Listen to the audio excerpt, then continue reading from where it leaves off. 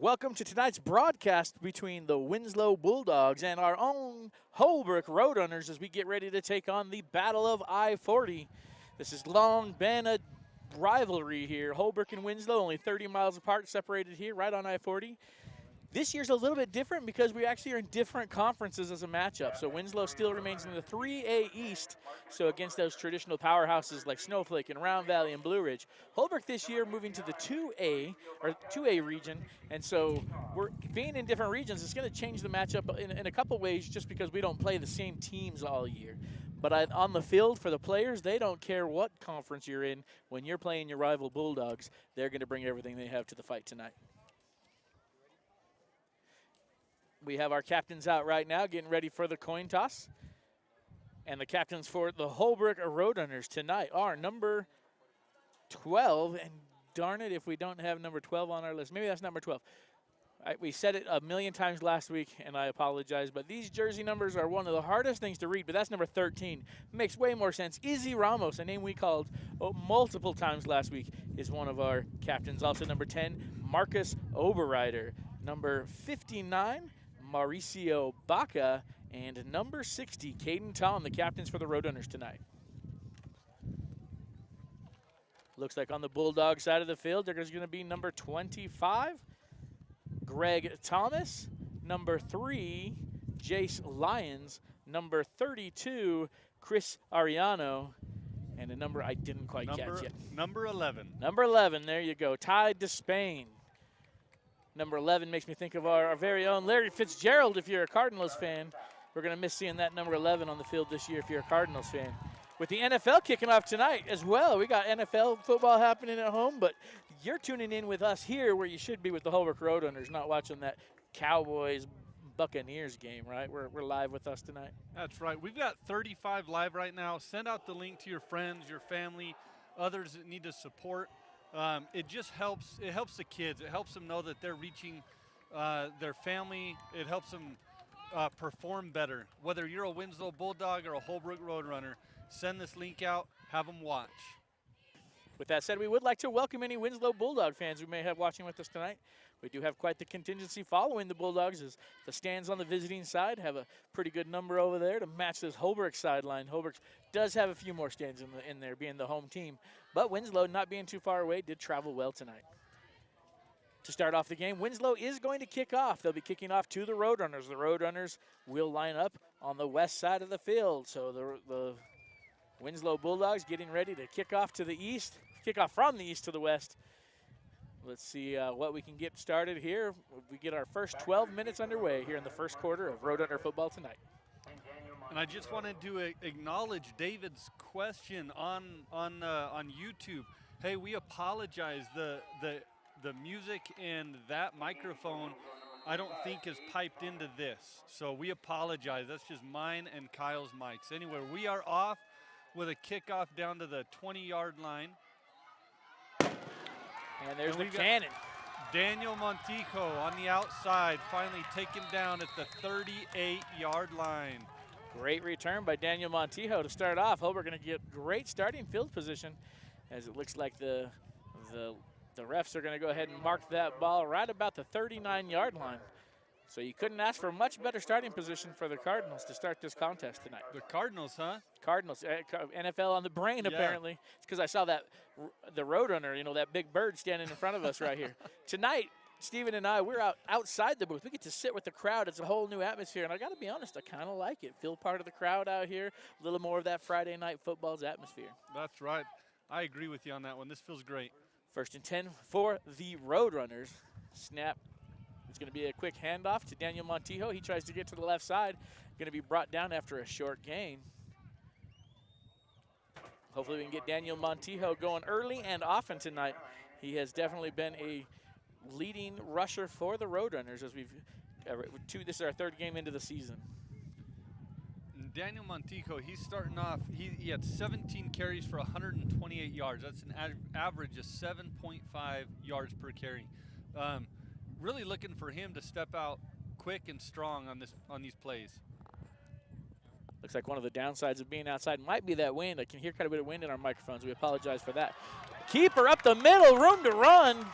Great first down run there from our quarterback, Marcus Oberreiter, on a quarterback keeper, going to pick up over 20 yards right up the center of the Winslow Bulldog defense. Caught the defense on their heels. Holbrook coming out super strong here. I don't know how long it's been since Holbrook's had a win against the Winslow Bulldogs, but Holbrook's coming in with some confidence tonight, and they are ready for this fight. And I don't know if the Winslow Bulldogs are quite expecting the same Roadrunner squad that there's been here for years.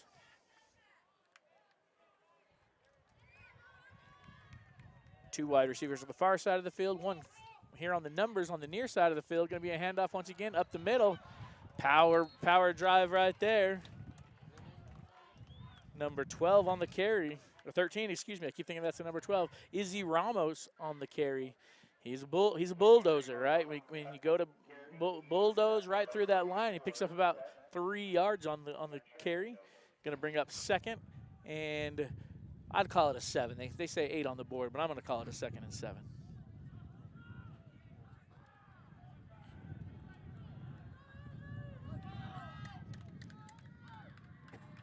We're looking at some tech thing. We might be getting a lot of wind in our other mic. Ooh, look at that. Oberreiter once again keeping that quarterback keeper as he slices through the defense once again. Excuse me, that was a handoff to Daniel Montijo. He's going to pick up another Roadrunner first down. Going to get that ball deep into Winslow Bulldog territory. The ball marked right at the 27-yard line, where the Roadrunners once again have a 1st and 10.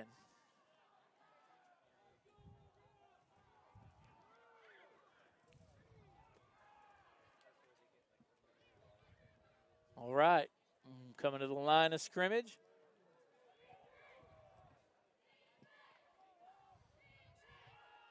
Handoff up that middle once again. Holbrook's found a running lane right there. And they're going to pick up about 6 on that carry. Going to bring up 2nd and, well, they're going to maybe mark it about 5. We'll call it 2nd and 5. Holbrook, what a great starting drive here. You know, sometimes you want to score really fast, but I think even better than just a touchdown return on a kickoff is great starting position like they got, and now putting together just a solid drive. They picked up yards every carry, and they're just putting together a consistent drive. I think it shows maturity on their part. You know, not going for the Hail Marys, not going for the big plays, and only thinking that that's what success is. They're driving the ball up the field with intelligence. Absolutely. Smart football is key in anything you do. This is football. Sometimes you get accused of being dumb jocks, but football is anything but dumb jocks. It's a very strategic sport. It's like chess. It's a chess match going on between both teams.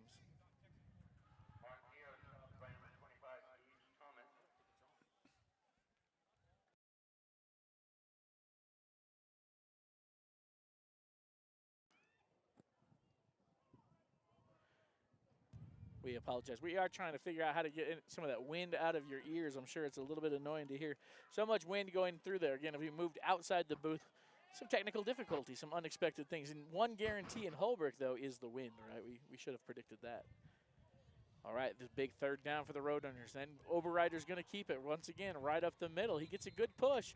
He's going to be just short of a 1st down, but we're clearly in 4-down territory. And with the way they've been moving the ball, Holbrook should feel comfortable there. They have a couple options in the playbook. I think they can seal the deal here. But it is a critical 4th down. That ball sitting just inside the 20-yard line for the Roadrunners.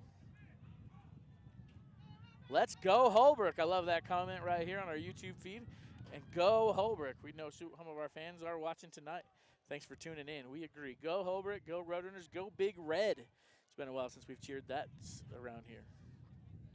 Here comes the 4th down snap. Going to be a handoff to the left side. He's fighting with everything he got. He's going to be close. He's right at the 1st down marker. It's going to depend on the stop. The officials are going to blow the clock dead. They're going to make sure they get the exact spot. You can see that head linesman right there. He's putting his foot down right where it should be. And the ref gives the 1st down signal. Huge play early for the Roadrunners right there. Converting on that 4th down, moving those chains. Holbrook gets another 4 downs. And they can still get a 1st down before they get into the end zone. So 1st and 10 from the 19-yard line for Holbrook. Clock ticking down to about 7 to go here in the 1st quarter. Waiting for the snap. There it is. Overrider's going to keep it again. This time he goes to the left side. Got a little bit of room. Breaks one tackle, breaks another, and he's in for the score. Holbrook strikes first, 6-0 over the Winslow Bulldogs.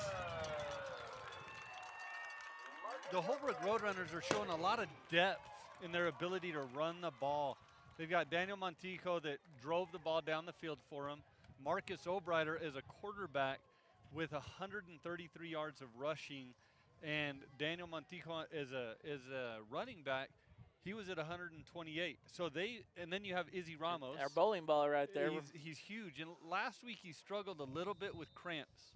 But yes, we talked to the coach about that. His coaches are having him take some electrolytes. Make sure he's well hydrated. It's not quite as warm this evening as it was last week either, which should help as well. That breeze that we're hearing in our ears is actually a little better for the players down on the field.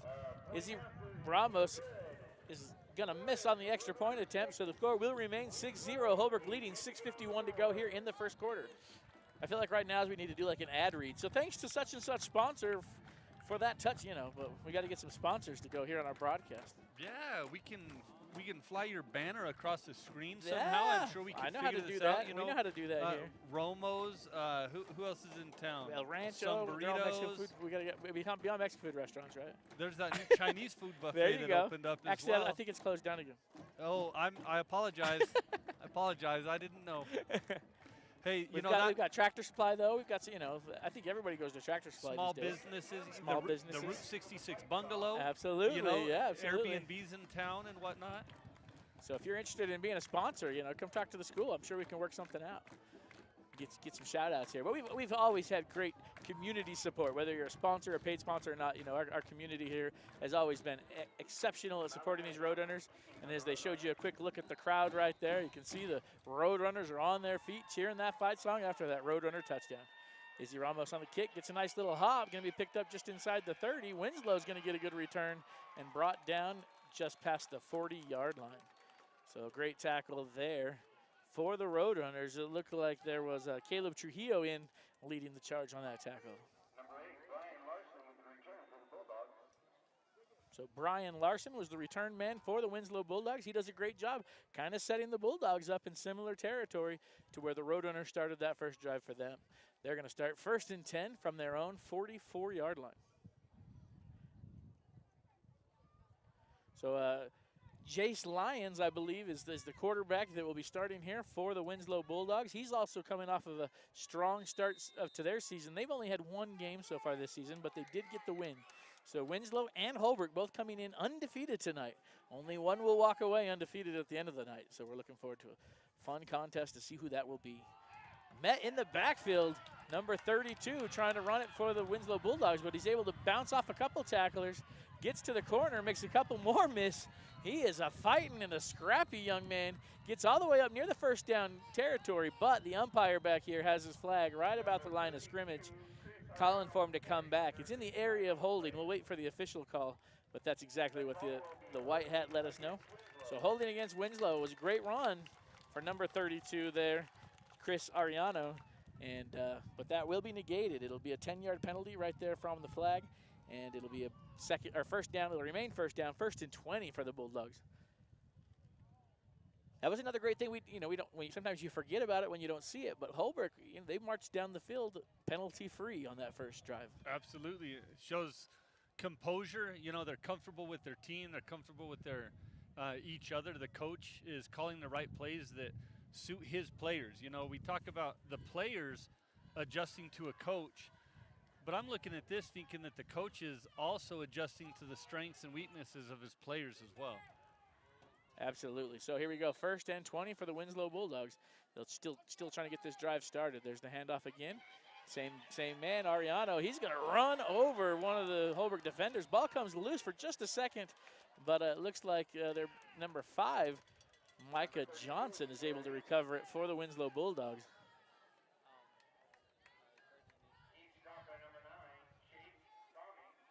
Chase Sami there for the tackle for the Roadrunners.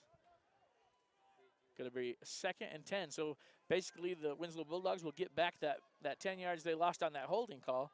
So it'll be 2nd and 10 for the Bulldogs. Got a full backfield here for the Winslow Bulldogs, but their quarterback looking to throw. He's going to step up in the pocket. He's on the run. He's outside the pocket. Got a man all by himself downfield. Completed to number 5, Micah Johnson, and the Bulldogs strike back. The score now 6-6.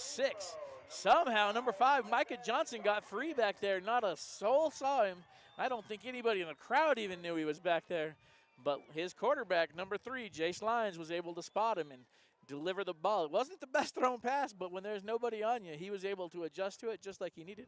That was almost like 500 football in your backyard, like yeah. throwing it up there. You know, and I can imagine his heart must have been pounding. He's thinking to himself, I can't drop this. If I drop this, I'm done for. But right there you also have Jace Lyons is a senior. Number 5, M. Johnson, is a senior as well. They might have been playing football together for the last 4, maybe even 5 or 6 years. And you know, are they just connecting? Is that chemistry? Yeah, for sure. We just, Mr. Carver, Stephen Carbonell, we should have now introduced ourselves. My name is Kyle Gardner. I'm the choir teacher here at Holbrook High School. I'm joined here in the booth with Stephen Carbonell, the Spanish teacher. And we get to do a lot of stuff at the school beyond just be teachers. For example, today we refed the junior high football teams. Don't hold that against us. We know we're not the best refs in the world. Right. We know that. You don't have to remind us. If I was, I'd be at the NFL level. And get paid a whole lot more. But, you know, we saw these kids. Oh, yeah, not much. Not after taxes.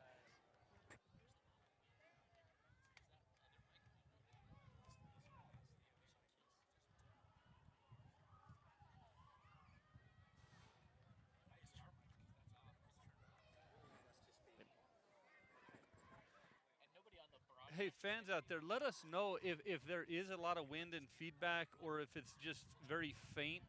We just want to make sure that we're giving you a good experience as well, and your feedback is what can help us be a little bit better. And here we have the kickoff from the Winslow Bulldogs, straight into the hands of Daniel Montijo, and he pushes forward with a gain of about 20 to the 40-yard line, finally taken down.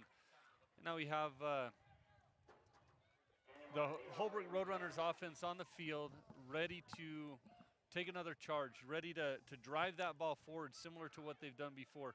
And once again, you know, as we look at these different lineups, again, we see the young individuals on the Holbrook Roadrunners team, a lot of juniors and sophomores, and we see a lot of seniors and juniors on the Winslow team. So absolutely. The size, from what I can see, if my glasses are working correctly, is on the Winslow side. Speed, you know, quickness, agility might be in favor of the Holbrook Roadrunners tonight. Going to have a dead ball foul there, false start. See which direction they put on the offense. So they're going to march that one back 5 yards. So I spoke too soon. I jinxed them, right? There's their first penalty, the Holbrook's first penalty of the night. Going back to the Bulldogs, you know, Jace Lyons, you mentioned Lyons, the senior quarterback for the Bulldogs. Well, they've only played 1 game, but he's already passed for 226 yards. That's an incredible number for a high school quarterback. So I think Holbrook Roadrunners were going to have to be, you know, quickly making some adjustments to that passing game, because they've shown last week they have a passing attack, and they've showed early tonight they have that passing attack. Roadrunners going to show their passing attack. Oberreiter looking to throw. He's going to get swallowed up in the backfield for a sack. So Winslow will come away with that sack. Looks like that was number 25 for the Bulldogs. Gage Thomas, middle linebacker. Going to bring up 2nd down and 15 for the Roadrunners. As this is a critical moment in the game as well, right? We've seen this sometimes when we watch teams, right? They get a little bit of confidence, and then the other team strikes. Now, keep that confidence, right? You've shown you belong here. You show you're an even opponent tonight, and let's see what you can do. But quickly, Oberreiter he gets surrounded in the backfield, but somehow sneaks out of that pocket, and he's able to get it back to the line of scrimmage. So not a great play, but great job for Oberreiter for keeping it from being worse than it looked like it was going to be. And Holbrook's going to call a timeout now. They want to talk about it. The Holbrook now in the hole. We might call Holbrook in the hole. It's 3rd and 15 for the Roadrunners, and they're having a hard time getting something going on this drive. You know, this is a situation where you've got to get your players back into the mind frame that they had on the first drive. Yeah. Right? They can't get down. They can't get sad. They can't pout. They've got to build right now. because they've already proven that they can drive the football down the field. They just have to make some small adjustments and be ready. That offensive or defensive line for the Bulldogs, those look like big guys. Yeah, they look like big guys. But at the same time, on our first drive, those big guys, we were able to drive that ball right up through the center of that line, stick to that game of don't have to get everything in one play, right? That's right. Take those short chunks and just go right through the center of that. Sometimes those big guys they're scary, and don't let that size intimidate you, because you proved you can beat them. That's right. They did on the first one. We just got to do it again. Here we go. So they're coming out of the timeout. 3rd down and 15. 4:39 to go here in the first quarter. Overrider in shotgun position. He's going to get a quick dump pass right off here to the flats. And Daniel Montijo, he's going to get caught for just a very short gain. Maybe call it 1. And that's going to bring up 4th down for the Roadrunners. Looks like Holbrook's going to have to bring on their punting unit for the first time tonight. So there we go. The defense of Winslow Bulldogs, they've adjusted coming out of that first possession. They've adjusted, but also you kind of have seen the Roadrunners adjust their play calling there a little bit, and that's okay, right? You don't. Again, we talked about this last week. Nobody wins the game in the first quarter. It's not where games are won. So Holbrook's learning what they can do and what they can't do right now at this point in the game as well. And at the high school level, they're watching game film week to week. Number 5, this is the man that scored the touchdown earlier in the game for the Winslow Bulldogs. On the return, Micah Johnson gets a great punt return, gets it back to, it looks like the Holbrook Roadrunner 45-yard line. So Winslow, going to start with great field position, starting inside Holbrook territory. So Holbrook, they got beat last possession on one big pass. It was only one big pass, right? Your defense is fine. Don't let that get behind you. Just got to drop that safety back a little bit. Make sure that you don't get caught, not looking like they did the first time. That's not the end of the game. It was one play. It's one play. So here we go. Winslow Bulldogs, their quarterback under center. Lions, he's going to hand it off. Number 25, that's a bulldozer right there for the Winslow Bulldog. Gage Thomas, as he drives it forward, going to pick up 6 on the carry. They'll even mark him a 7. They'll give him an extra yard. 7 takes it inside the 40-yard line for the Winslow Bulldogs. 2nd and 4 or 3. We'll call it 2nd and 3 for the Bulldogs. As you look at the numbers from the Winslow Bulldogs, one of the things you can tell is Lyons, he likes to throw the ball, right? Yes. 226 yards of passing. He's got 26 yards of rushing. So if he's out of the pocket, it's more than likely that he's going to still try to throw the ball. He's not your running threat that we have from Overrider. Handoff to number 32. Looks like Chris Ariano on the carry there. He's going to pick up a Winslow Bulldog first down. They'll stop the clock just for a minute while they move the chains. Moves the ball down to the Holbrook Roadrunner 23-yard line. So again, I think you're absolutely right. Lyons looks like the Winslow offense is more that prototypical offense that you would expect. You got a quarterback that's going to throw. You got a couple strong running backs that are going to run, and they're going to stay to their games. And they're effective at it. They proved they were effective at it last week. So let's see what they do now with Lyons once again under center. Send a man in motion. Going to hand it off once again to Ariano, and he's going to bulldoze his way for another 5-yard pickup on first down. Ariano, also a senior again, so we talked about that leadership that we were seeing from the Winslow Bulldog of the senior. Jace Lyons, senior. Micah Johnson, senior. Chris Ariano, senior. These skill position players, the names we keep calling, seniors.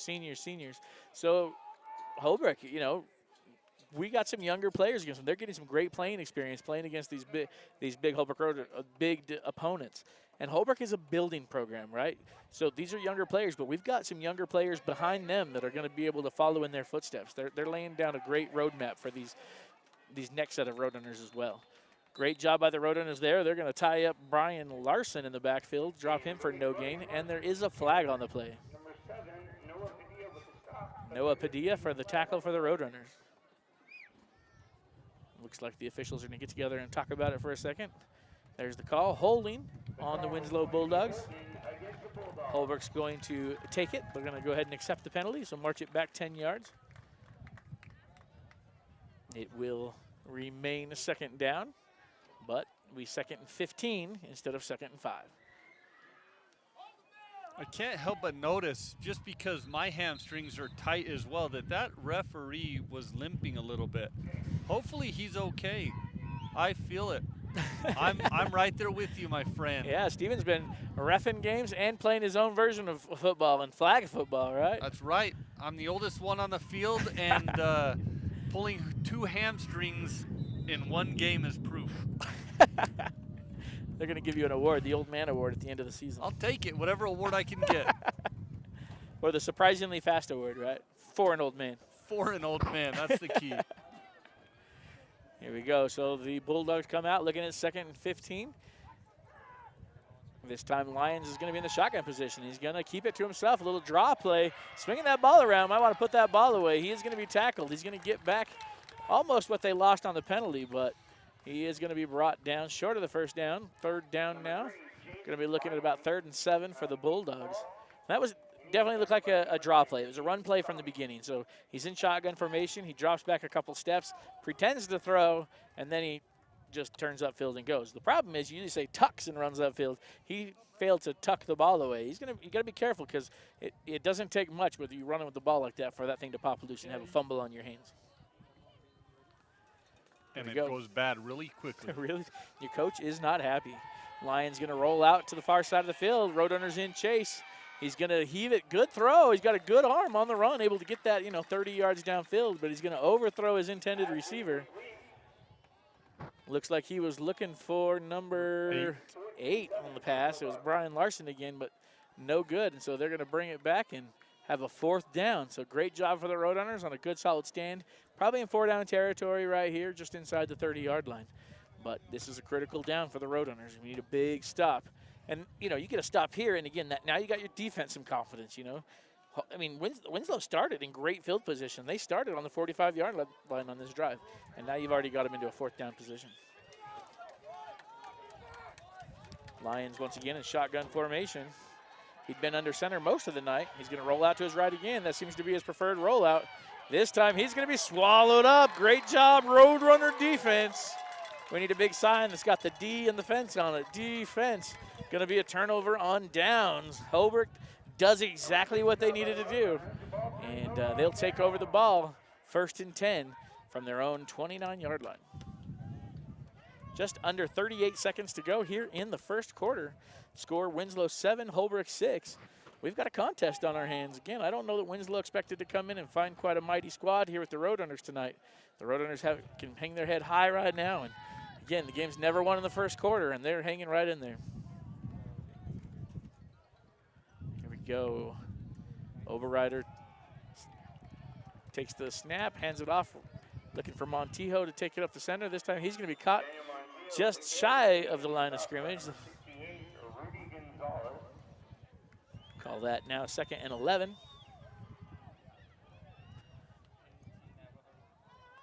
We'll see if they can get one more play call off before the quarter, if they're going to try or not. They're down to 16 seconds. And they get their play call. Holbrook gets their, in the old days, you'd always huddle up. The quarterback would get the play from the quarterback on the sideline, then the team would huddle up, and then they would, looks like they're not going to get this one off in time, right? 0, there's the first quarter. So the end of 1, Winslow leading 7, Holbrook 6. The only difference there is the extra point, right? We're even besides that one extra point. And I don't even blame, I think it was Izzy Ramos that typically kicks those. I don't blame him. I can't kick the ball through those posts. It's harder than it looks. Maybe with a little bit of practice, but, Izzy, it's okay. Come back, keep practicing. You'll get it through there eventually. All right, let's get to some of these comments on Facebook. It's been a while, so we've got some great fans watching online. Looks like we got 61 people watching online with us tonight. We want to welcome you once again to our broadcast right here from the beautiful Roadrunner Stadium, one of the best fields in the country, in my opinion, and I'm not alone in that, set here in this beautiful plateau, cut out from the rocks. You couldn't have asked for a better backdrop, especially, for our area of the world. That's right. The only thing that would make this better is if we had a buffet. Yeah, if we had a one of those boxes, for these late nights, right? We do. It's called the concession stands. Go right. down there and you can get whatever you want. You're just going to buy everything one at a time. Oh, but man. at the same time, you get to support a great cause. Lay it out there for a nice plate. Yeah, we'll talk to our team about that. Well, we got some great people there. We see Isaac Sepi says, let's go Roadrunners. JMS, let's go Holbrook. Isaac Sepi is for the Dogs. He said, let's go Dog. Well, I just recruited him. He's now a Roadrunner. Oh, okay. Hey, welcome to the family, Isaac. It's good to be a Roadrunner. And as our school always says, once a Roadrunner, always a Roadrunner. So, Isaac, you're a Roadrunner now. We adopted you. Center cut 9X, go Big Red. And sounds fine. Thank you for giving us that feedback. Again, it sounds like the wind has gotten a little better. All right, here we are coming out of the quarter break. We got a big throw for the Roadrunners. Had a man, had a step. Just overthrew him by just a couple steps. But, hey, that was a great-looking play, right? That's a fine tweak. And you're looking at a touchdown pass there if they can just tweak that up a little bit. Well, so far, the Bulldogs, they're expecting a run play. They're expecting the Roadrunners to keep it on the ground. And so when you put it in the air, especially if you're able to connect, you're going to throw them off of their game. And then they're going to be wondering, that's when you can surprise them. Yeah. So it brings up 2nd and 10 for the Roadrunners. Or excuse me, 3rd and 11. I forgot we had a whole quarter break in between those. 3rd and 11 for the Roadrunners. Looking to pass again. Doesn't have a nice spin move to stay alive. Going to keep the ball now. Runs right up the center. Going to be caught. Good wrap-up tackle there by the Bulldogs, but looks like Oberreiter's going to pick up about 3 yards on it. Going to bring up 4th down and a long 8 for the Roadrunners. So we'll see if they opt to punt here or not. Look like they, when you do a punt change in the big schools, it's almost like the whole team changes. For Holbrook, I saw about 3 players change, but I think that's our punt unit coming on. I think a lot of these schools, these kids are playing special teams, offense, defense. They're just athletes, Absolutely. right? Especially these small towns. Absolutely. Oh, it looks like, I don't know if that was intended to be a fake, but Izzy Ramos is going to take a little bit of a high snap, and he's going to try to keep it and make something out of it. But Winslow Bulldogs all over it, and looks like they're going to tackle him way back for a loss, so it's going to be a turnover, and the Winslow Bulldogs will take over deep in Holbrook territory. Ball's going to be marked, it looks like about the 24-yard line. But I don't think that was an intended run. I think what happened was the snap was just a little bit high, so he had to adjust to get that ball down. And by that time, the Winslow Bulldogs had already closed the gap. And at that point, you don't want to have your kick blocked either. And so he tried to make the smart play to pull it down and make something happen. And this time, the Winslow Bulldogs get the better of him. So Winslow takes over in great field position. They're going to put their quarterback under center again. Handoff right up the middle to 25. He's fighting and scrapping. That's Greg Thomas for the Bulldogs, and he's going to get, they're going to call that no gain on the play. Going to bring up 2nd and 10. This is really where defense just has to keep the wind in their sails. They've got to, oh man, that might have been a Lance Futuris quote. Lance, if you're listening or if you hear this at all, you impacted me, okay? Yeah. You impacted me. Shout out Lance Futuris, back in Pennsylvania now. So here we go. Once again, under center, Lions. Going to be a fake pitch. Handoff to number 25, Gage Thomas. He's going a high step through the middle of the line. Going to get a pretty good pickup there on that 2nd down play. Going to bring up 3rd and about 3 for the Bulldogs. I liked your reference to the wind, right? Wind in their sails because it's a little bit of a windy night tonight. That's right. But Winslow's used to wind as well, so it's not true. like that's on our side right now. They're both used to this. That's not just our home field advantage, is it? Nope. Very similar communities here between Winslow and Holbrook. Before we can get the play off, it looks like we're going to have a timeout. Winslow doesn't like something they see looking at this 3rd down. So that's going to be Winslow's first timeout, I believe, of the half. With 9:44 to go here in the first half. Bulldogs still leading 7 to Holbrook 6. And after that missed punt opportunity, Winslow has the ball in good position. They're looking at a 3rd and 3 from their Holbrook Roadrunner 16-yard line as we take this timeout. In Holbrook, the Roadrunners have stopped them before. They just have to stay powerful, stay smart, and stay aware. I love this comment from Bob. I don't know who Bob is, but he said, SCO Holbrook. If you're not from Holbrook, you might not know what SCO means. But I live here, but I've only been here for 5-6 years. So School me, educate me. Sko Holbrook. That's kind of Navajo slang. You know, what do they call it? You know, Like let's go? yeah, it's So like let's Sko? go Holbrook, but Sko Holbrook. Yeah. Okay. So that's also when they say Skoden. We should, yeah, Let's Skoden. go Yeah, then. exactly. Skoden. Skoden. Yeah. So if you see Okay. that, we need a shirt that says that. Sko Holbrook. It could, I guess you could say score Holbrook too. I don't know. It could go the other way, but I think it's more of a let's go Holbrook. So here we go. Bulldogs coming out of the timeout. Handoff up the middle. Going to lower that shoulder, carry a couple tacklers, breaks a few tackles, and he's going to be forward and get the first down. I believe that was Ariano again. Chris Ariano on the carry for the first down for the Bulldogs. Take that ball inside or right to the 20. You're going to mark it right down at the 20-yard line. I think that run right there had weight room written all over it. Right? Love that. You can't have weak legs and power through the Holbrook Roadrunners like that. He's got to be squatting 600 pounds maybe. Ariano, you know, 4 carries in last week's game for 24 yards. He's having a bigger night tonight. He's earned some trust from his coach, and you know, you're probably right. He probably earned some of that trust over the summer in the weight room. You know, even if you're the Holbrook coach, you may circle some of that game film and say, look at this boy run, because he's gone beast mode a little bit. Another powerful run. Ball actually inside of the 10-yard line. We're looking at 2nd and goal. Looks like the board was wrong up there before. We were on the 10-yard line before, and now we're inside the 5. I don't know if I saw it on my information. Who did the Winslow Bulldogs play last week? Did you catch You that? know, I looked at it online, and I didn't print it off. I think I can find it, though. It was another 3A team. Again, we're in different conferences this year, making things a little bit trickier when you try to compare schedules with each other. But you know what? We have this cool technology of computers. Even right here, we have computers right with us on the field. Drive right up the center, and he's able to, look at that. He kept that low center of gravity, just got his shoulders down, and once he burst through that first part of the line, able to stand up and look around, he's in the end zone. So the Winslow Bulldogs are able to strike, taking advantage of that short field to strike again.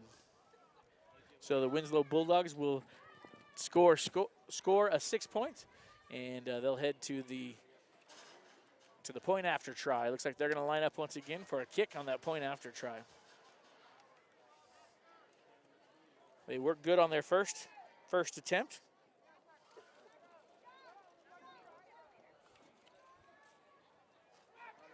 And I'm trying to get a number on that kicker. Can you see what number that is? At 20?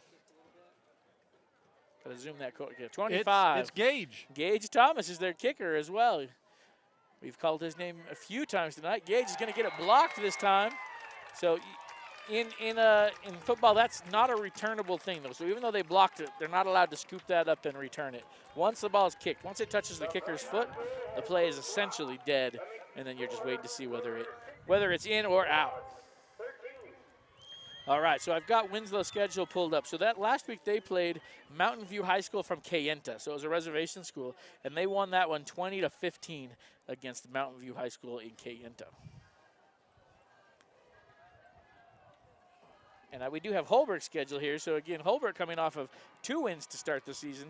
They won their first game against Window Rock 52-0, and then they won last week right here at home against Camp Verde. Now, I don't have, the score isn't listed on the Max Preps. I can't remember the end score on that one, but definitely got the big win last week here at home in front of an ecstatic crowd coming into tonight's contest. 2-0 facing the Winslow Bulldogs on this rivalry of I-40. So Winslow leading 13-6. They did not convert on that point after touchdown attempt. Gage Thomas on the kickoff. Oh, a little miscommunication from the Roadrunners. Both of them fighting over the ball, and then it gets dropped. Well, finally scooped up, but got to talk to each other. That's almost like one of those baseball fly balls. One of them's got to claim got it. But they ended up running into each other and losing the ball on the ground for a second. But we avoid disaster as they are able to get on the ball and keep possession. That's one of those situations where you understand that communication is key to everything. If you can communicate on the football field, you can communicate in marriage as well, which communication is extremely important there. But it's a skill that they need to develop right here on the football field that's going to help them for the rest of their life. Just trust us, young man. I love it. It's absolutely true. Here we go, 1st and 10, 31-yard line. The handoff right up the middle, great run, and he's able to dance his way for a Roadrunner first down. Going to bring that ball about an 11-yard gain. We'll call it 11-yard gain. He's going to bring the ball up to about the 43-yard line. Oh, they called it a first down, and now they're talking about it. Oh, the head linesman said, nope, I want that ball moved up a little bit. I was closer to it. Now it's right on the line. They're going to have a – are they going to measure? Nope, there they go. They called it. First down. They just didn't listen to me. I told them a while ago it was already a first down. Yeah. They just didn't listen to me. Yeah. I'm an official, too. I don't listen to the crowd either, so I don't blame them for that either. So great job. First down, one run, one first down. Overrider going to take this snap. Handoff. Uh-oh, throws the ball. Izzy Ramos can't hang on to it. Throws it right into the hands of number 25, Gage Thomas. Man, Gage Thomas had to be thinking, what in the world? It just landed in my lap. I think I missed what happened. It happened so quick. I've got to scroll back up So and see what's going on. we can't do replays per se, but if you're on YouTube, you have the ability to rewind. So you have your own YouTube rewind capabilities. You can be a couch umpire, referee on your own accord. Just don't tell us when we're wrong, because we already know we are half the time. And, you know, that's just what we are. We won't tell the ump. You know, you said the secret to marriage is good communication. Well, another secret to good marriage is low expectations. So have low expectations of us, and you'll have a good night tonight. All right, here's the play. We're watching the replay ourselves. So there he goes. He goes through. Ball pops up right into number 25's hands, almost like a Christmas gift. But here we go. So Holbrook does turn over the ball deep in their own territory once again, and Winslow's going to have great starting field position. Looks like Lyon's going to roll out to the far side of the field and just going to air it out, throw it away essentially. Great defense for the Holbrook Roadrunners. Their cornerbacks had good coverage downfield, force him to throw it away. You know, somebody's got to hand it to the Holbrook Roadrunner defense. I mean, most of these guys are also playing offense and special teams, but they're the ones that are keeping this game within a one-score so far. Yeah, we're still in a one-score game. Starting, you know, this is the second time with the Winslow getting to start in Holbrook territory at the start of their drives. That's hard for any defense, especially one that's playing both ways. So we did have a great comment from Laro. It looks like Laro said Round Valley playing St. John's right now. Round Valley in the lead 7-0.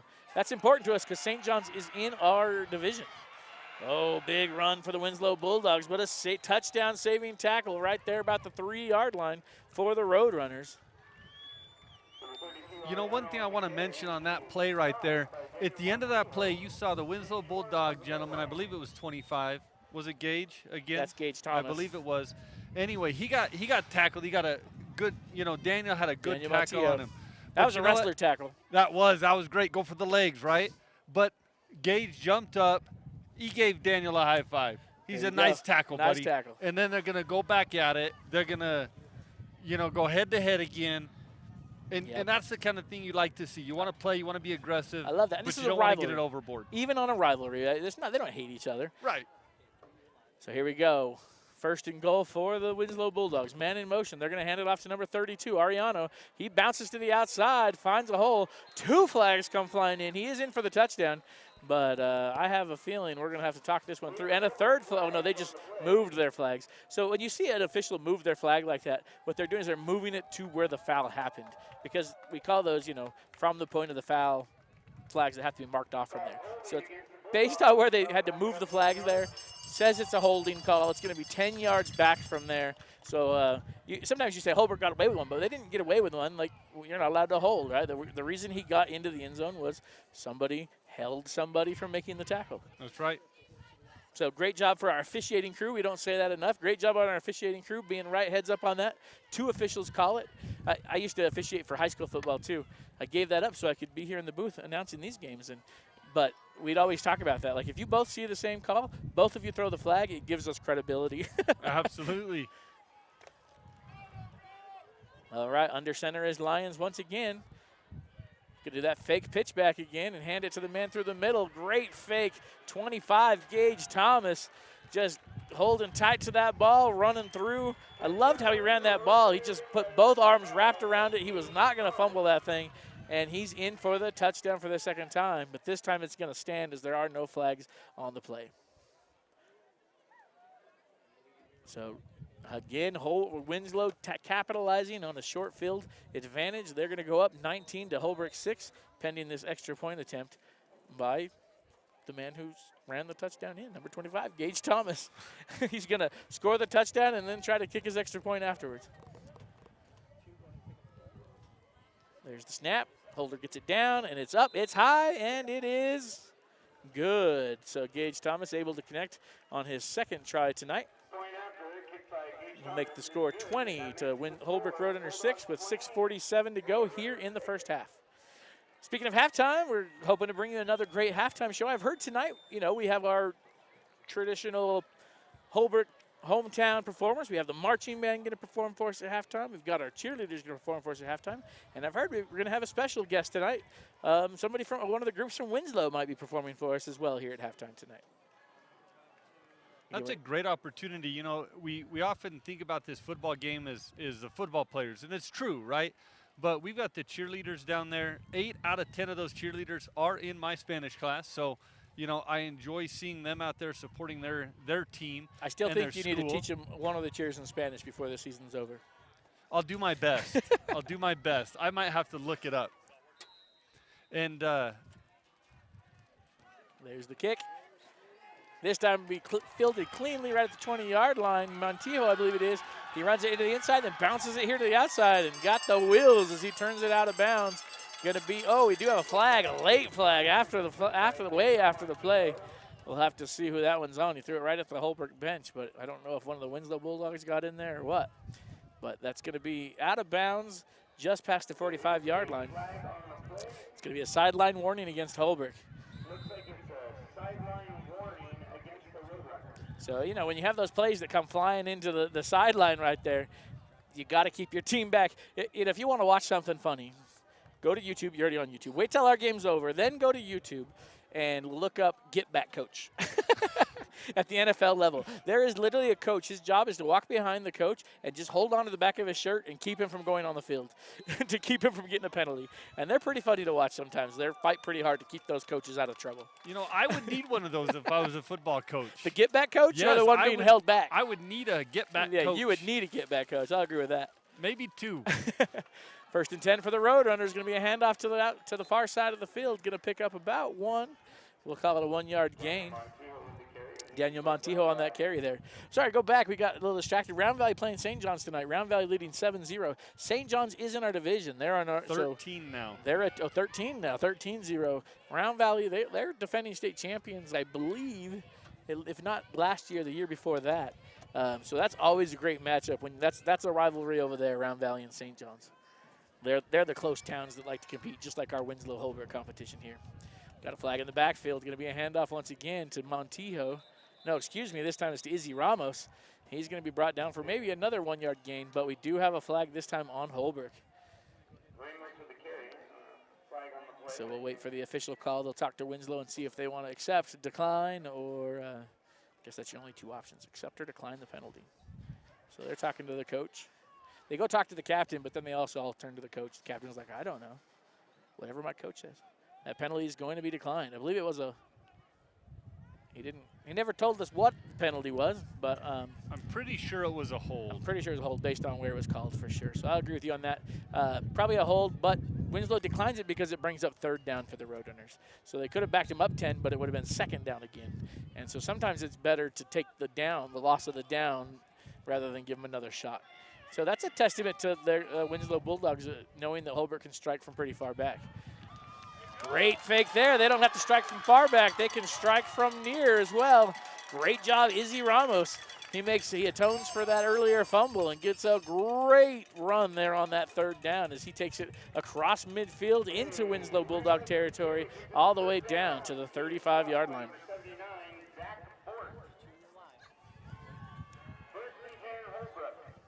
So 1st and 10 for the Holbrook Roadrunners right at at the Winslow Bulldog 35-yard line.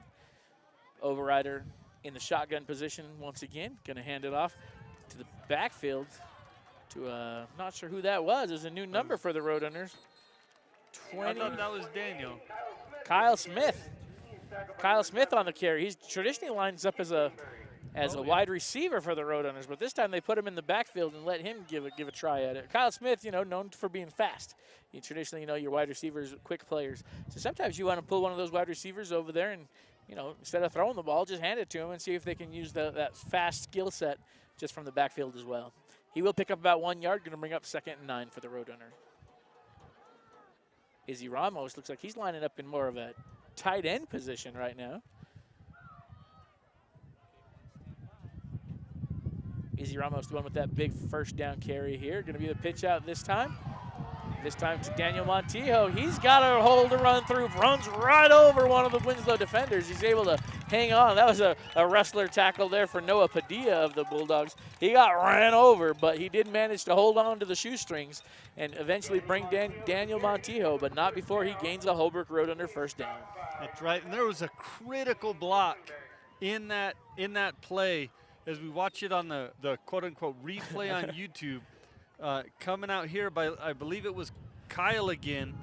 He protected Daniel, and he was just in the right spot watching the defense. And that's where it really matters. It's one of the trenches. It's said, so many times, but it's the absolute truth. Oberreiter going to keep it this time. He's going to pick up about 5 yards. Going to bring up 2nd and 5 for the Roadrunners. But again, those blocks, nothing happens without the blockers, right? If you don't have those blocks, we don't like to talk about them or recognize them because it's hard to see. I think we like them, but it's just really hard. It gets so congested down there. It's really hard to notice what's happening. But they are the true heroes of the game. Great job there for the Roadrunners with a hard count. Going to draw the Winslow Bulldogs offsides. So looking at 2nd and 5, depending on where exactly it was, it might be a first down with the penalty. We'll have to see where they step it off to. That's a situation where the Winslow Bulldogs, I think it gets in their head. Hey, what's going on here? What's going on? They get a little bit anxious. They jump the gun, right? That's absolutely right. But, yeah, like you were talking about, those blocks are critical. You want to watch the ball. We all watch the ball and where it's going. But off the ball, some important things happening. So 2nd inches, going to keep it to the outside. Only needs inches, but he's going to take a touchdown instead. Holbrook Roadrunners strike again. Was that Kyle? It was. Yes. Kyle Smith takes that, just so we talked about. The man that's got the wheels, a little unexpected. We traditionally see him line up as a wide receiver. This time he's gonna line up as a running back and going to capitalize as the Roadrunners on that 2nd and inches. Sometimes, it's 2nd and inches in your defense. They start to play this like, they're only going to go for a couple inches, and they stack the box. They get all their defenders in there just trying to keep them from getting those couple inches. But they leave those outsides open, and if you can get out there, as Holbrook showed, they did get out there, and they're able to capitalize and get on the board again. Going to be 12 down to 20 on the 2-point conversion try. The Roadrunners signaling they got it. I haven't yet seen an official give the signal they got it. Winslow signaling they didn't. Still nothing from the officials, though, as they debate it. And there comes the final call from the White Hat. No good on the point after try for Holbrook Roadrunners. So the score will be 12 to Winslow 20. So we're still a one-position game. That's 8 points. That's 1 touchdown and a 2-point conversion. So Holbrook right here in this game, 3:37 to go here in the half, only down 1 score. It's an exciting night for football. These two teams have really come to play. They're all being aggressive. We haven't, even though we've seen a few flags being thrown, not a lot. Not too bad, not too bad. a lot. It's been a pretty clean game, unless the refs haven't seen it, and that's right? possible. Which everybody thinks that's the case, and that's okay. Well, we talked about it earlier today. There's probably a penalty on every play. If you got nitpicky enough, you could probably find some kind of penalty every play. But really what you're looking for is those penalties that affect the play. Because, you can only see so much. There's 22 players on the field at one time. So here we go. Round Valley up 21 over St. John's 0. So keep an eye on that one tonight, as that does affect the standings with Holbrook. We need, we don't want, rooting for St. John's to lose for no reason, but St. John's being in our division, a loss for St. John's tonight is a benefit to Holbrook. There's that ball, nice little bouncer right up through the middle, going to be scooped up about the 20-yard line, 15-yard line. Great return, though. Number 5, look at those wheels. Man, number 5. Micah Johnson is fast. He scooped that thing up, got to the sideline, and nobody was catching him. I wish we had NFL clocks on that. I want to know what his top speed on was that return, because that Micah Johnson showed some incredible wheels. Senior Micah Johnson out of Winslow. You know, I'm not going to lie, we're Roadrunner fans here. We're rooting for the Roadrunners, but you do love to see a good athlete. And so we'll give credit where credit is due. Micah Johnson showing some incredible speed on the field tonight with that touchdown return on that kickoff. Sometimes it's a bad thing to get a touchdown so fast like that, because you know what that means for the Winslow Bulldogs? Back on defense. Their defense is right back out there. They get no rest. So, you know trying to look for the positive in everything, and it's not for nothing. It's not just for positive. It actually is. It can be a positive for the Roadrunners. That Winslow Bulldog defense, you grinded them down, right? You worked that ball down. It was a long drive to get your last score, and now that Winslow Bulldogs doesn't get a rest, and they're back at you. So that's great news for the Holbrook. They can capitalize on that. You know, and some might say the same thing about the Roadrunners, where now their offense is back on the field. They've got to get right back out there. But for some reason, anybody that's played sports, when you're on offense, you tend to have a little more juice, right? You tend to have a little bit more enthusiasm, excitement, and drive to score a touchdown than maybe to stop it. And maybe that's because I'm an offensive player in most sports that I do, not very much of a defensive player. You know, but along those same lines, part of that is as an offense, you in a way you have more weapons to kind of spread the ball around with, right? On defense, everybody is firing at all cylinders because you don't know where the ball is going to be, so you have to be heads up at every play. But on offense, you can take a turn running the ball. Now you can take a turn running the ball. Now we're going to pass it this time. Right. You can kind of control your tempo.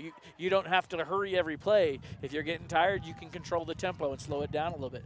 But on defense, you're at the offense's mercy on everything. So I think you're right. I think part of it is just energy and hype. But the other side, I think there is a very real side to it, that is you have ability to control your energy level a little bit more. So there is going to be a penalty right there on the kickoff. They're actually going to call it offsides on the defense. Somebody on the defense must have lined up past the 50-yard line. You have to be behind that 50-yard line. But they're going to say one of these defensive players lined up. Well, they called that, but then they didn't move the ball. I'm a little bit confused. I guess I never saw a flag. I saw him make the call of offsides. They never threw an actual flag. Oh, there we go. So here's, a little, oh. Now they're pulling him off the field. I'm not sure. Oh, I think it was because he had a pad problem maybe. Maybe they called him off for a pad problem. I'm not sure exactly what happened on that one, but here we go. Second time around, kick is off. No flags on the kick. And return possible for the Roadrunners. Nice cut up inside. Going to be tackled just shy of the 30-yard line. And I believe that was number 3 for the Roadrunners. Mason Archunde. There you go. Nice to get him a chance to have the ball. He had a nice little return there for the Roadrunners. They take over again just shy at the 29-yard line. If you're watching us on YouTube, let us know where you're from. Where do you live right now? Who are you rooting for? Give us some details on that. We love to communicate with you guys and make you a part of this broadcast. You're the reason we're doing the broadcast. We're here. We get to watch it here. We're bringing this to you for you guys, so we hope to get to know you a little bit too. Oh no, it wasn't a bad snap. It was a bad pitch. Got a little high. Montijo couldn't hang on to it. Went off his fingertips. Ball's going to be put on the ground, and Winslow Bulldogs are going to scoop it up. So a turnover for the Roadrunners. Going to once again set up the Bulldogs. 1st and 10 deep in the Roadrunner territory. I don't see a flag on the field, but I do see the officials talking. So maybe we're going to see something here to save the Roadrunners on that one. Let's see what they come out of their huddle with. They might be calling it. I mean, was it a lateral? Was it a forward pass? Was it? So I think we have a head linesman. He keeps making like hand gestures, and he's not the one to make the hand gestures. You talk to the head ref. The head ref will let us know what's going on. So the head linesman here, he's getting a little. So is that him applying for the job? Maybe that's it. Yeah. I can do this. I know how to move my arms around. Yeah, not a hard thing to do. And it looks like it's coming back. I wonder if it's going to stay with the Roadrunners at the moment. Yeah, still very confused about what's happening here. Not a lot of communication here. You know, in the NFL level, they got that mic right on the referee where he can let you know what's going on. Okay, here's what I think happened. I think what I figured out. They ruled it an incomplete. They ruled it a forward pass. Right. And that's why he was moving his hands that way. Sounds like the Winslow Bulldogs don't like it. We hear some boos come out of the Winslow Bulldogs. But looks like the officials, they're going to call that a forward pass. The officials call it a forward pass, so Holbrook will retain possession of it. It will be a loss of a down. So incomplete pass means 2nd and 10. But it will save Holbrook of that turnover right there. And it's hard to tell, right? We could pick on the refs all we want. We don't have the angle. We can't tell whether that was a forward pass from here or not. You have to be right on that line to be able to see. Right, and, so close. And that's why they got together to talk about it. You know, put 4 brains together to talk about what was happening, what you think you saw, what you did see, whatever it might be. And you got to make a choice, you know. And I guess for anybody that's too hard on these umpires, they did have to move the game from tomorrow to tonight because there are not enough referees for football season. So go sign up, right? So go sign up. AIA.com. I don't know what it is, but if you look up AIA, you'll find the registration page. I guarantee you that. I love it. Here we go. They're going to do that pass once again as he tries to pass it, but this time the official's going to blow it dead right away. So Winslow Bulldogs all over that. When they get into the backfield, knock it down. Going to be 4th and about 14. We'll call it 13 for the Roadrunners. They will bring out that punt unit. My dad tells a funny story. You never know how true they are, but one of the Gardner mottos is never let the truth stand in the way of a good story. But he tells the story of being at a baseball game once, and there was some guy in the crowd that just kept yelling at how dumb the umpire was, how bad he was, how bad he was. So finally the umpire said, you know what, you come down here. Let's give you a shot at it. He said the first pitch comes, and that umpire, with all the gusto he's had, said, ball. And wait, there's the punt. We'll call the punt real quick. And there's a flag on the play. And it's going to be a Winslow Bulldog bounce. It's going to bounce back into, it's going to be a net gain of about 5 yards on that punt, but there is a flag. We'll shuffle that one out. Anyway, to finish the story, this ump out of the stand said, that one was a ball. And the umpire, the real umpire, stands right by him and says, are you sure that was a ball? He goes, I'm dead. I know that. I know with everything I have, that was a ball. The ball was outside and high. And he goes, but did the batter swing at it? And the guy said, and he turned to the batter and said, did you swing at it? And the batter said, yep. And the guy from the crowd handed him back his umpire gear and walked with his head down back to the stands. And he's only got to watch 2 things, the ball and the bat. So it is. It's a different story. If I'm confessing on myself, I used to. The penalty is going to be declined.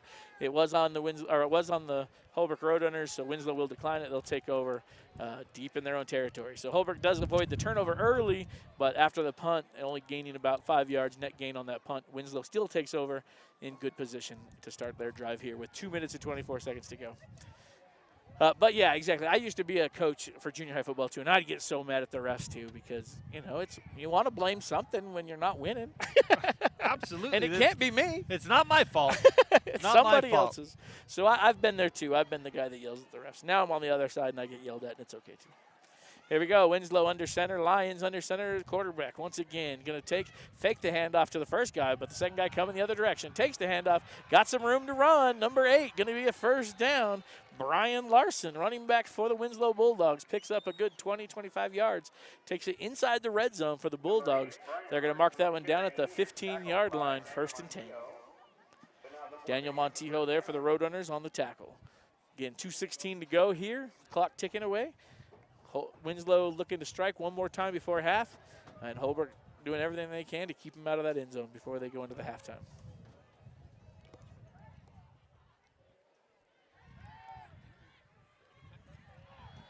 Looking to pass, caught by number 11, Aiden Fayah. I'm sure I slaughtered that. That's how would you say that one? Number 11. Faden Fayaha, because in Spanish you Fayaha, right? Fayah. But I don't think I don't know. I don't. I've never seen that seen Spanish something like that in Spanish. Number 11, we'll call it Aiden on the catch, and he's gonna get another first down for the Bulldogs. Gonna be 1st and goal from the 1-yard line. So they're knocking on the door for those Bulldogs. You can see that ball. The next line to gain right there is the goal line. Goal line defense. They stack that center. Going to be a run right up the middle. Waiting for the official call from the officials, and there it is. Touchdown, Bulldogs. Big number 54 for the Roadrunners, trying to hold down that center. Tayton Begay. It's either Tayton Begay or Nolan McCabe. No, they both have number 54, but I'm guessing based on the size, that was Nolan McCabe at 6 foot tall. That was a big boy down there, trying to hold that front line for the Roadrunners, but good push there for the Winslow Bulldogs. They're going to go up 32-12, pending the extra point try here by Michael Thomas. Gage Thomas, excuse me. And before they can get the snap off, there is a penalty on the penalty marker down. They're going to come talk about it. This is a confusing, you know, sometimes you're like, who moved first? Did the offense move or did the defense come across? Which one was it first? And they're going to say there was movement from Winslow, so they're going to, well, they're still talking about it some more. His initial call was those arms barrel rolling, spinning around each other is an offensive penalty. That means false start or illegal procedure. But they are still talking about it a little bit, so let's see what they do. You know, it looks like he might be, you know, the umpire might be coaching the kids, right? Hey, this is what you're doing. You can't do this. Yeah, just so you even know. if it's a small, even if it's something small, you know, and you're just trying to help them be better players and avoid some of these situations. Because guess what? The umpires want to go home as well eventually. Amen. We love the football game, but they want to go home to We their love when it families. ends, too. Absolutely. Some of these games can get drug out for a while, can't they? Yes, too long sometimes. Want to give a shout out. We got Jordan Sangster from Delcon, Arizona. Looks like we got another flag on the play. I wonder if it was on the Roadrunners. Roadrunner came across the line. He knew it as soon as he did it. You saw his head go, oh, man. No, so they're walking it back. Oh, really? All right. Well, maybe somebody drew him. He came across, and his body language thought he was wrong. But the truth is, if they draw you, if somebody moves to draw you off sides, then it's on them. And sometimes young players don't understand that, right? That can be a heads-up play, actually. If they move, jump, force that official to call that penalty. So now they moved it back 10 more yards. Going to be a long field goal try, point after try for Thomas. And this time he is good. He still converts for it. What a shot. Quite the kicker and quite the running back there. Gage Thomas for the Winslow Bulldogs taking that score. Winslow 33, Holbrook 12 with 1:26 to go here in the first half. Go ahead, sorry, your shout out. You had a shout out there. Yeah, no, we've got some people from across Arizona. Once again from Delcon, Arizona. Jordan Sangster, welcome. And we've got our friend, I believe I found out who this is. It's Senor Santos. There you go. And he's probably not Latino. He's probably not Spanish. I'm guessing maybe Italian. You know, there you go. From the way that Santos here speaks yeah. and the way he acts. Definitely East Coast guy. Definitely East Coast. You know, definitely so got New Jersey in him. Oh yeah, for sure. Anyway, welcome back, Mr. Santos. We're glad to have you here watching with us. He's the parents of our defensive coordinator. That's right, and we've also got from Holbrook, Natalie Key and Zane on their comfy couch. Maybe you could bring one for us instead of these benches. Roder's going to scoop it up inside their 20. Makes one man miss, and he's going to run into a host of Bulldogs there, though. We're going to bring it back to about the 30-yard line where the Roadrunners will start 1st and 10. I wonder if some of these Roadrunners right now are counting down along with the clock. Yeah. I'm tired. I need a halftime to come up so we can readjust. But they've got to keep their head in the game. They can't look a minute and 20 seconds into the future. They've got to look at what's going on right now. Minute 20 is in this part of the field. Coach has some tough decisions to make, right? You're not going to be able to put together a long, drawn-out, pound 'em and ground 'em drive with only 1:20 to go. So do you just kind of run the clock out, get into halftime, play it safe? Maybe you pop a big run play, or do you take a couple strikes here over the air? Let's see what the Roadrunners decide to do. And they're going to go with a keeper, and he's got some room to run. A little confusion there, even for Holbrook, but going to be stopped right at the line of scrimmage. And I think that's a smart call for the Roadrunners. Again, at this point, trying to put together an air something out, you know, a lot of bad things can happen, right? And some people say when you throw the ball, 3 things can happen and 2 of them are bad. So, you know, put it on the ground and Hey, we got some fast players. Nothing to say you can't pop a hole and still break one for a touchdown. Right. It's just a little bit less risky, for a turnover if you're airing it out at this point, just trying to do too much. Oberreiter's going to keep it this time as he tries to get to the outside, but great defense for the Winslow Bulldogs as they swarm tackle there. Ball pops out at the end, but it was late, and a flag comes out late. They kind of got a little aggressive on the throwdown. They'd already blown it dead with his forward progress stop. And then the Winslow Bulldogs kind of just finished the play. And, you hate to get on the Roadrunners too much because they're playing hard. They're just trying to do their best. But once that whistle blows, you got to stop. You can't continue to slam someone to the ground like that after that. So, yeah, that is going to be a personal foul against the defense, unnecessary roughness. Going to be a 15-yard penalty. First down for the Roadrunners, moving the ball up to the 45-yard line. 33 seconds to go. Now you're in a little bit better position. You're approaching that midfield area. The clock is running at this point. I still anticipate keeping it on the ground, but yeah, you're in a better position at this point. You have 4 wide receivers out. He is looking to pass, and it's almost intercepted. Woo, just as we talked about. 3 things can happen, and 2 of them are bad. Luckily, it wasn't the worst of the 3. That so there's the good, better, there's the bad, worst, and the best. That's all there is to it, right? There's good, bad, and worst, yeah. The good didn't happen, and the worst didn't happen, but it was bad, right? It is an incomplete pass, but that's what we talked about, right? You get in here, you try to do too much right here, you have the clock. If he would have caught that, that was a touchdown for Bulldogs. There was nobody in front of him. So Holbrook, lucky that one. Luckily, he didn't have his stickum on his fingers. He needs a little more pine tar on those hands. The Roadrunners going to looking to throw again with 20 seconds to go. Got a man on the flats, though. There is a penalty late. Is going to be marked for a first down, but we'll see what it is. The white hat kind of making a sign like, don't get ahead of yourself. And it is. They're going to call a holding on Holbrook. So it was a great pass to Izzy Ramos, but the holding is going to negate that pass. You got to bring it back. They're going to march that one back 10 yards on that hold. We'll have to watch it and see if this, if this official is right. Where'd the hold at? But I didn't see it. Still didn't see it. We didn't have the right angle from, we don't have the 25 camera angles like they have in the NFL. I think on that one it could be arguable, right? I saw it as he was holding him right there on the numbers. The guy tried to turn around and head away, and that's where Izzy held on to it. Yeah, that's where it gets you, is when the guy tries to turn and you don't let him go. You can hold right there on the numbers, and you're coached to hold on to those numbers. But once they turn from you, you can't continue to hold. That's when it becomes a holding call. So Holbrook now looking at 2nd and 30. So I anticipate we're going to – oh, no, they're still looking to throw downfield. I thought maybe they'd take this one at halftime, but airing it out.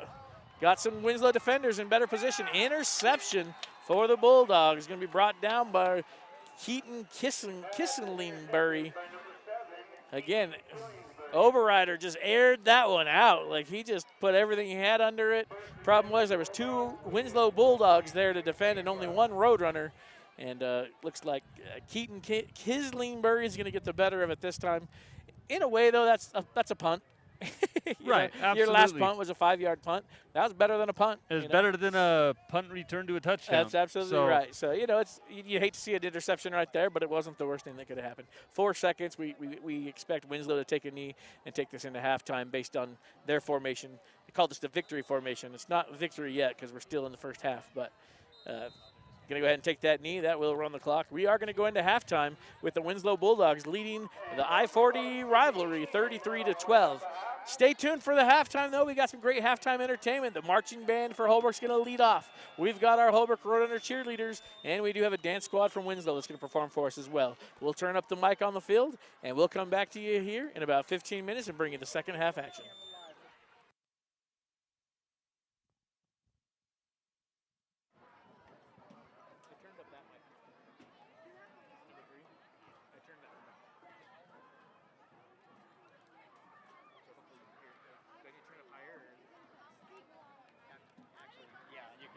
Performing in the middle of the field will be Holbrook's own, the Pride of Holbrook Marching Band. Okay, we need someone on camera 2.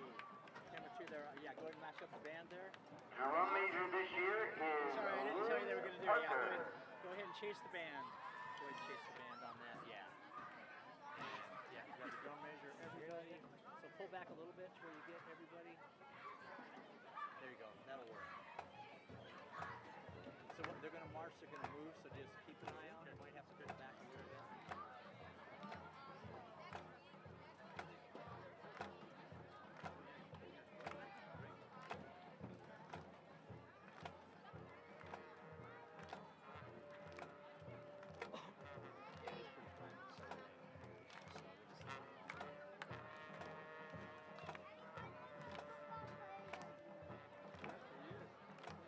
You got a shout out from Tyler.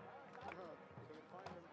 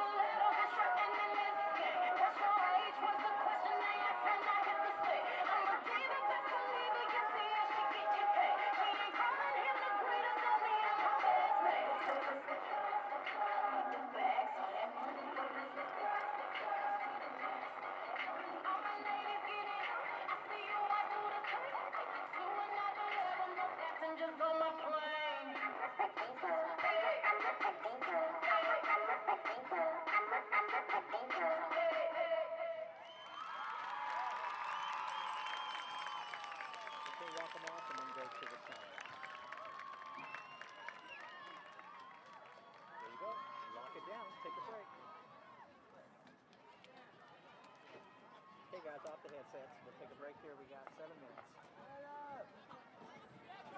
Billy's got the mask to go ahead and turn off the headset and take the battery. Next we will have a performance by the High Desert Dance Academy. Oh. Disregard, we're still on. Okay. Yeah, just track them. And they're going to be big, so. It feels like Friday. Yeah, these guys are going to be big, so probably have to go. A half day and a football game. How many teams do we have?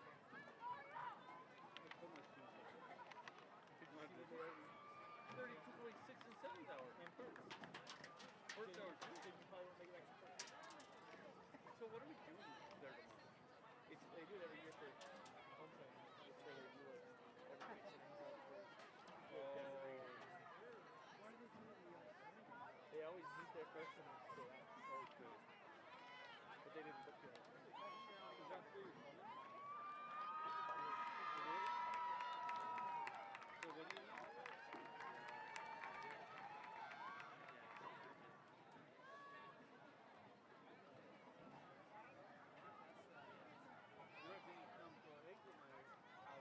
Okay, go and zoom in for a little bit. Yeah, there you go. Yep, that'll work.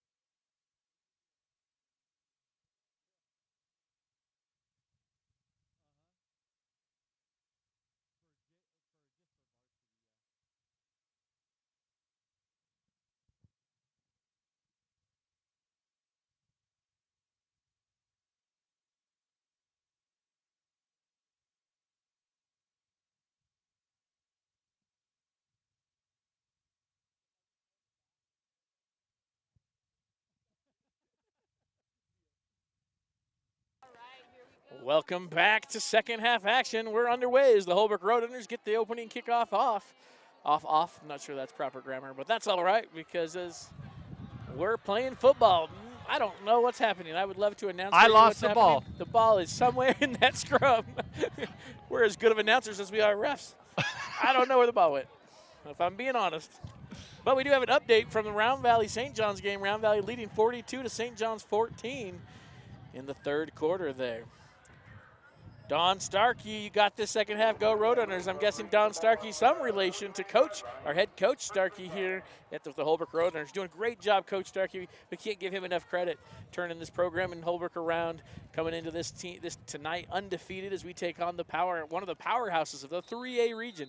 Not lose sight of that. This team we're playing, Winslow, tonight, is a region above us, right? They are a bigger school, a bigger size football program, and Holbrook is holding their own tonight. You know, truly the score says 33-12. That comes from a couple just critical turnovers in critical places on the field. The defense is doing great. The offense is moving the ball. The Roadrunners look good tonight. The scoreboard tonight does not tell the story of what we've seen, and you've seen as you followed along with us from here tonight. Shout out Noreen in Ohio, just stopping by to say hi from Ohio. It's so fun to see where, you know, last week we had people from Virginia and Australia and Ohio and Colorado and all over the place. So, yeah, if you want to let us know where you're watching from, we'd love to know where you're watching from tonight. Right? We need to update it to Roadrunners Worldwide Broadcasting Network. I love that. Is that what's the symbol for that? Roadrunner R Worldwide WW RWWB N. I love it. So here we go. The Winslow Bulldogs taking over 1st and 10. They've got good field position right at midfield, just knocking on the door to get into Roadrunner territory. Going to be the handoff coming to the near side. He's got a little bit of room to run. He's going to fall forward and pick up about half of what he needs for a first down. I believe that was number 8, Brian Larson. We've called his name a few times tonight, having a good game for the Bulldogs. Going to call that a 2nd and 4 on the big board for the Bulldogs. Winslow, Winslow and Holbrook. Quite the rivalry we've had over the years. I loved, if you go back in our comments, Laro, I don't know exactly who Laro is, but gave a great breakdown of some of the rivalries here across the state of Arizona. Kind of fun to read through those. So scroll back in the comments a little bit and check through some of those. Little dish out pass to number 5, the speedster. We saw him in the first half take that kickoff return for a touchdown. This time Micah Johnson's going to be tackled right at maybe got a yard, but a great tackle there. By number 9, Chase. Sami. Way to go, Chase. Showing him he can match some of that Micah Johnson speed. So going to bring up 3rd and 4 as he's tackled for no gain for the Winslow Bulldogs. Critical 3rd down situation. We're probably in 4-down territory for the Bulldogs, so the defense is coming in fresh, though, off that halftime. I'm excited to see what they bring here on this 3rd down play defensively. Oh, no, and that's not what we were excited to see defensively. Let's see if they were drawn, and they're not going to say they were drawn. They're going to go ahead and call that as a offsides on the defense, so that's going to give the Bulldogs a first down, move them into Roadrunner territory, put that ball right at the 40-yard line, 1st and 10 for the Bulldogs. You know, whether he made the mistake or not, I believe it was number 50 out there. He told the officials that he made the mistake. Yeah. Right? He said it. He jumped up and down. I did it. It was me. You know, honesty is great, but let the officials make that call. They can make that call for you. Handoff to number 25 for the Bulldogs. Gage Thomas, He's going to pick up about 3. Going to bring up 2nd down for the Bulldogs. Daniel Montijo on the tackle there for the Roadrunners. Daniel Montijo, he's been an all-star for the Roadrunners early in the season for the Roadrunners, both defensively and offensively, and on the return team, special teams, as you said. In all facets of the game do we see some of these Roadrunners. Daniel Montijo being one of those leaders on the team, also a captain for the team. Under center is Jace Lyons, but before the play can go, we're going to get a false start on the Winslow Bulldogs. So back it up 5, take away that first down run, essentially. Going to bring up 2nd down and 11 after they walk this one off.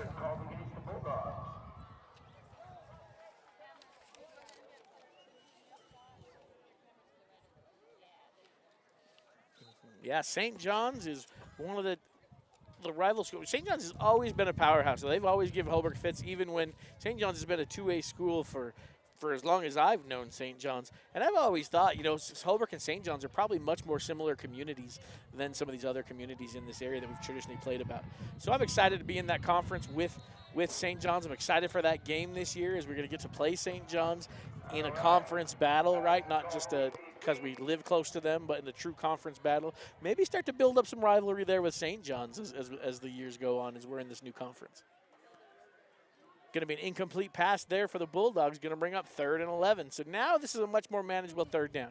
Again, still probably in 4th down territory for the Bulldogs, but looking at 3rd and 11 versus 3rd and 4 is a big difference for a defense. You can have a little bit more confidence, a little bit more pep in your step. Not too much pep. We got to wait till the ball snapped, not like last time, right? Going in motion, they're going to bring everyone to the far side. There is a flag on the play already. Going to be a good stack up there right about the line of scrimmage. Going to be tackled inbounds. But there is a flag, so we will stop the clock either way as they shake it out. You know, based on where it was called, it could be a number of penalties, so we'll just wait and see what they call in. All right, what's that call? I am unsure of what. We'll have to listen to the announcer here. That's not one I know, to be honest. The penalty was declined. That brings up 4th Well, down. we saw the penalty was declined, but we never saw what the penalty was. So Right. Anyway, so penalty decline, and a smart job for Holbrook for declining that, because it does bring up that 4th down. So now it's do or die for the Winslow Bulldogs. They either get a 1st down here or give the ball to the Roadrunners with great starting field position. The Bulldogs again are going to bring out 2 wide receivers here to the near side of the field. 1 man in the backfield with him, rolling out here. He's looking to pass. He's got a man in his face. The pass is off and intercepted. Roadrunners bring it back to the 30-yard line on a great interception. Now what's interesting is that was a 4th down, so had he batted the ball down, the Roadrunners would actually be another 15 yards up. Better So, field position. hey, it's super exciting. You're in the game. You catch the ball, and you hope you can run it back, I right? dare you to tell that kid to drop that. He's going to remember that interception for the rest of his life. He doesn't remember knocking it down. We're not telling him to drop it. No, We're not doing that. But Catch you're the ball. absolutely right. Catch You are the ball. absolutely right. No, I mean, absolutely right. Like, a heads-up play is to knock that down. He may even know that, but in the moment, like, I'm going to pick it off and I'm going to take it back for a touchdown. That's what right. I'm going to do. Handoff up the middle, and a great run. The ball does come out at the end, but he's going to be ruled down by contact before that ball comes out. Going to pick up about 5 on that run. Maybe, right about 5 yards. Going to be 2nd and 5 for the Roadrunners.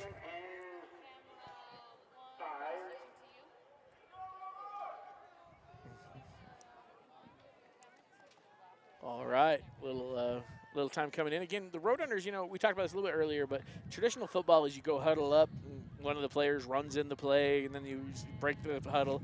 But the way the Roadrunners do it is actually, they just go straight to the line of scrimmage. All the players look to the sideline, get that play call from the coach, and they all know what to do. And then you don't have to spend too much time running around wasting energy, and you can pay for it just like that. A great run by Marcus Oberreiter as he keeps the ball to himself, gets forward for about a 15-yard gain, going to bring it into Bulldog territory to the 49-yard line before he's brought down. You know, you see him run that ball, and this is the first time I've seen him run the ball in quite a few snaps, and so they really caught the Winslow Bulldogs off guard on that one. Winslow Bulldogs showing a little bit of pressure. Going to bring it right into the box. Montijo keeps it, gets it to the outside. He's showing some wheels, but he's running too far to the sideline and never finds his hole to get through to get north and south. So he ran a good 40 yards, but he only picks up 2 on that 1st down carry. You know, this wind picked up. Maybe it was the wind that was blowing him that direction. Maybe so. It's hard to fight some of these Holbrook winds. You know, you watch some of those hurricane warnings and like, that looks like Holbrook in the spring. Here we go, 2nd down and 8 for the Roadrunners. Looking like they're lining up in the I with formation we don't always see. Going to hand it off to that I back. He's going to keep it. He gets to the corner and he's going to fall forward.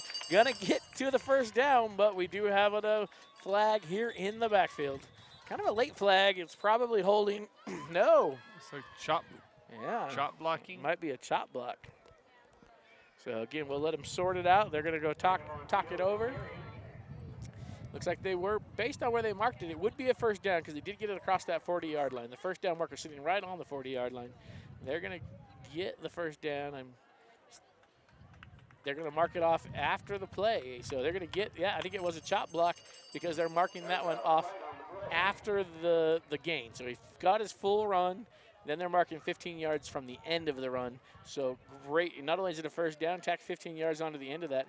Holbrook, once again, starting with the first drive. They scored on that first drive of the first half, and they're knocking on the door here to their first drive of the second half. They've just got to maintain the course, Mr. Faturis. Mr. Faturis, right. Overrider going to keep it. Got some blockers out in front of him. He's able to get to the corner, and he's going to get a nice pick up there. Going to be close to the first down. We'll have to see where they mark it. The linesman there went right to the marker and headed in to put the mark down. So we'll see whether they call that a first down or not. They're going to call it second and inches, it looks like. And again, we saw this before. Second and inches sometimes is that advantage, right? Now your defense is thinking, we just got to keep them from getting a couple inches. And if you can get that ball to the outside when they're trying to load the box, it could turn into a touchdown. That's how our first touchdown of the game happened. This time they're going to go right up the middle. He gets more than a few inches, and he's going to get it all the way down inside the 10, inside the 5, before he's going to be finally brought down. First and goal for the Roadrunners. So once again, that second and inches play has turned into a big pickup. Update on the Round Valley St. John's game. Round Valley 49, St. John's 14. Once again, looks like Round Valley's going to be a powerhouse. They traditionally have been over there. They grow some big boys apparently there in Round Valley. And they've always been a tough team ever since I can remember. Grew up here in Holbrook and constantly played these schools. Overrider going to try to keep it this time. He's going to get met right about the line of scrimmage, and he's going to get pushed back, but they'll give him his forward progress, maybe lose a foot. Second and goal for the Roadrunners. Like you were saying, the offense or the defense looking at a whatever in just a few inches, sometimes the offense, when you're this close, it messes up your game a little bit as well. You misjudge, you don't call right plays because of what you think should happen or is going to happen, but you just got to stay focused. And Marcus Obrighter holds on to that and powers it right down the middle for a touchdown. Great job on Overrider to find the hole, dives right through, and you're right, gets that touchdown. Again, sometimes when you're down there on the goal line, what happens is it gets claustrophobic, right? Your field shrinks, and there's the cannon. You hear the cannon fired here as the Roadrunners score. That's new this year. In the past, we had fireworks. The fire department would bring out the fireworks and shoot off some fireworks every time the Roadrunners scored. This year, they brought out a cannon. It's a pretty cool little cannon they've got on they've come bringing it in on their little Holbrook Volunteer Fire Department go-kart. I don't know what you call it. It's decorated like a fire truck. But then they bring off these little cannons underneath it. And it's a black powder cannon. It's pretty cool. But anyway, sometimes it gets so claustrophobic down there that you don't have a lot of room to work. You can't spread out your defense as much. This time on the two-point conversion, they're going to get stopped once again as the Winslow defense is swarming to the ball, and they're able to keep them out of the end zone. That will take the Holbrook Roadrunners to 18, though, to the Winslow Bulldogs 33. Very much in this game still. That's what you wanted to see. Coming out of halftime, put together a great drive, get down and score, and 18 to 33.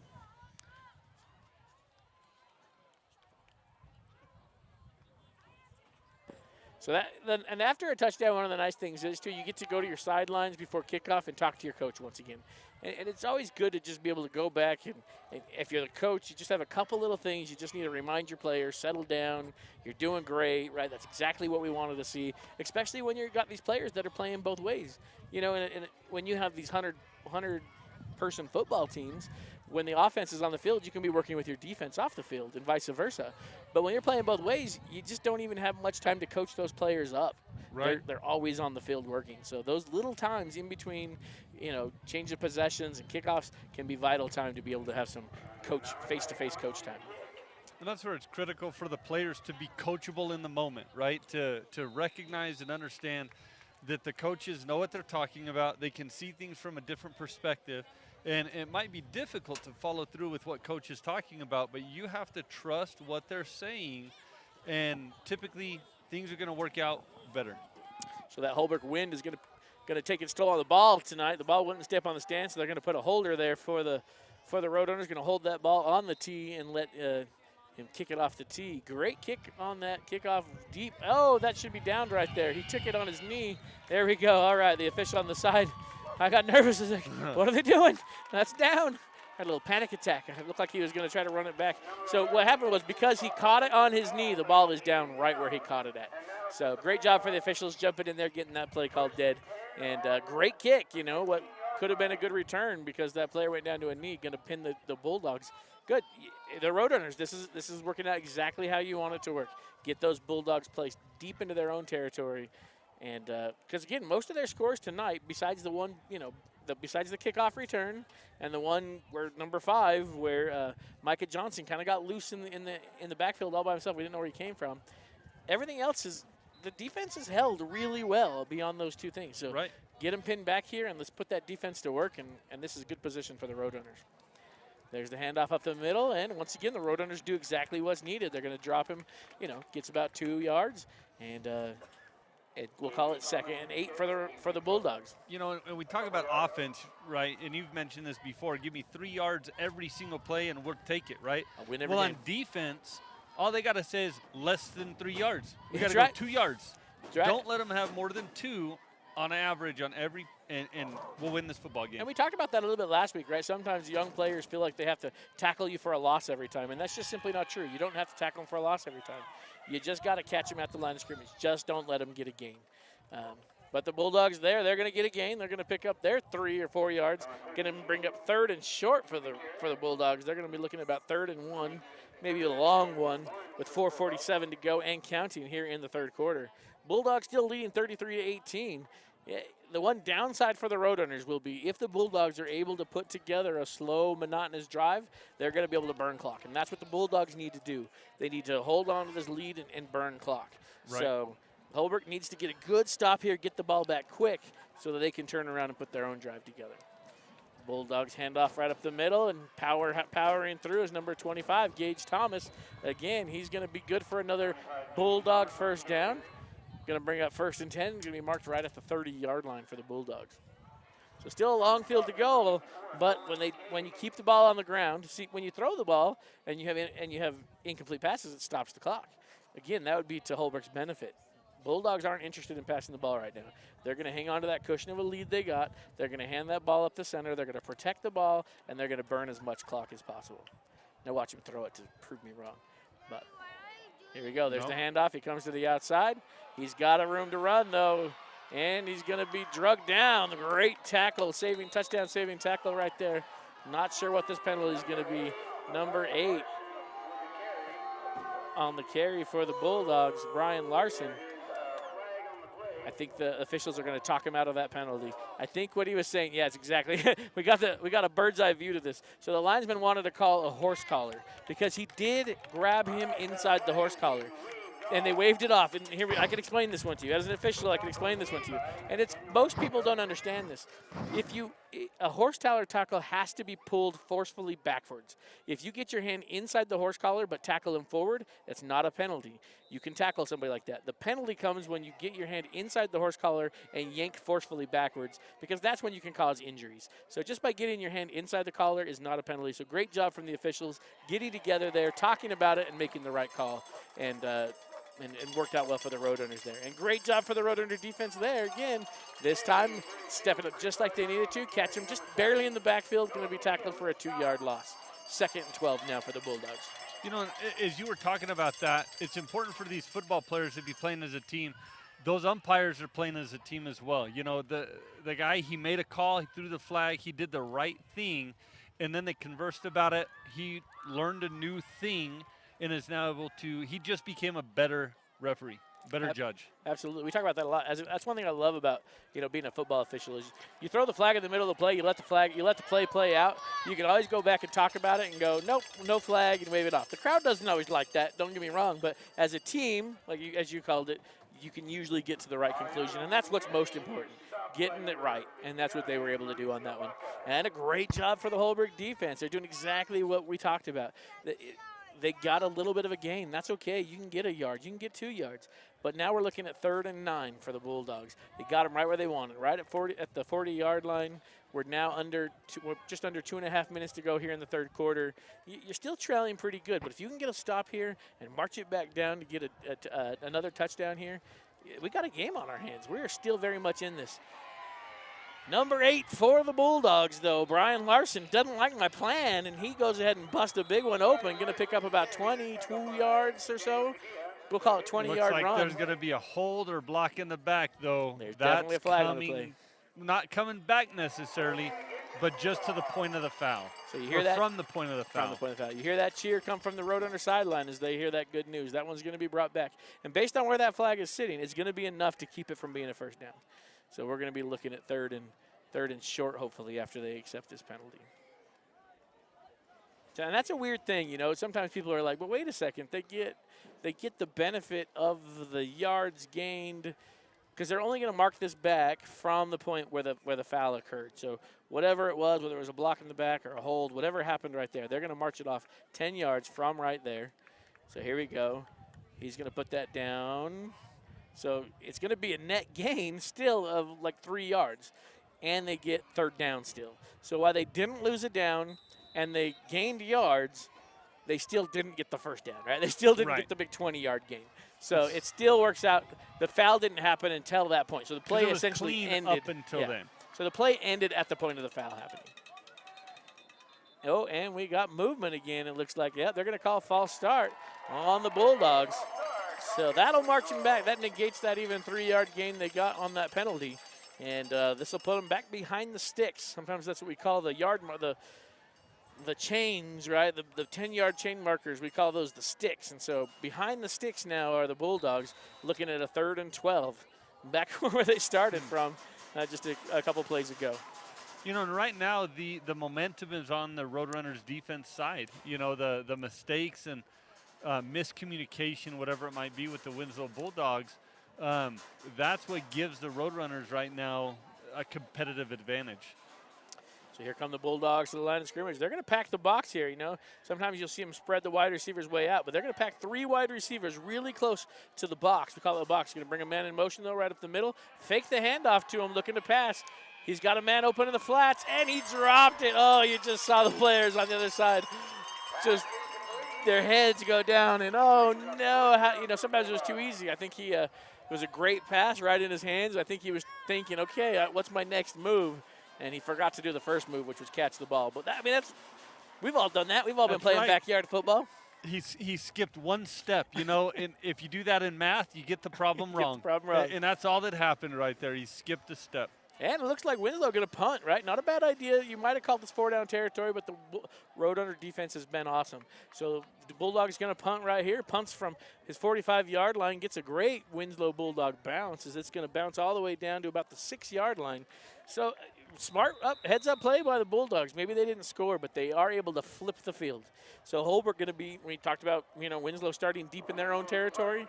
They got it to about midfield. Punt it. Now Holbrook has to start deep in their own territory. Right. And Holbrook doesn't have that advantage, that lead advantage, to just run the clock down. Right? Exactly.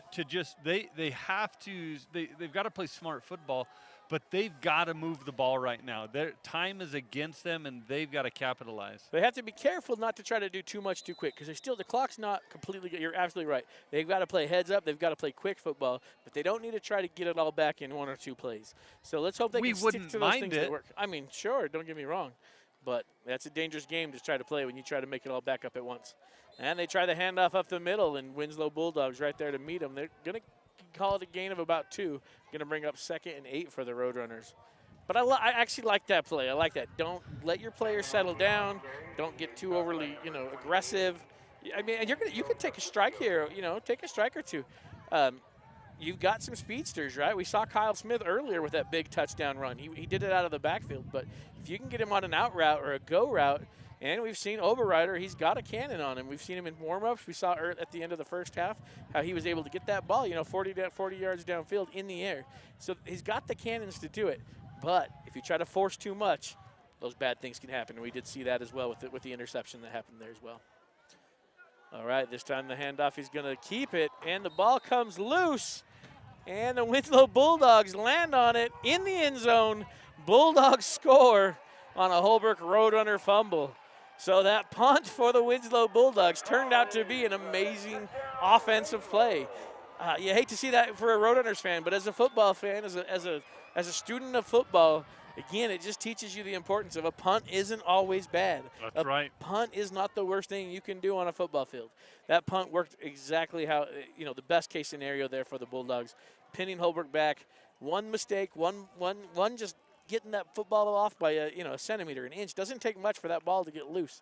And that's what happens. That ball gets loose in the end zone. Winslow able to fall on it for an easy 6 points. They're going to set up now for their point after try. Gage Thomas, once again, their kicker. And everybody's lined up waiting for the snap. Snaps down. The hold is good. The kick is up. The kick is good. But there is a flag on the play. Hey, first half was pretty clean. I feel like we've said the flag down on the play a lot more the second half than we did the first half. I agree.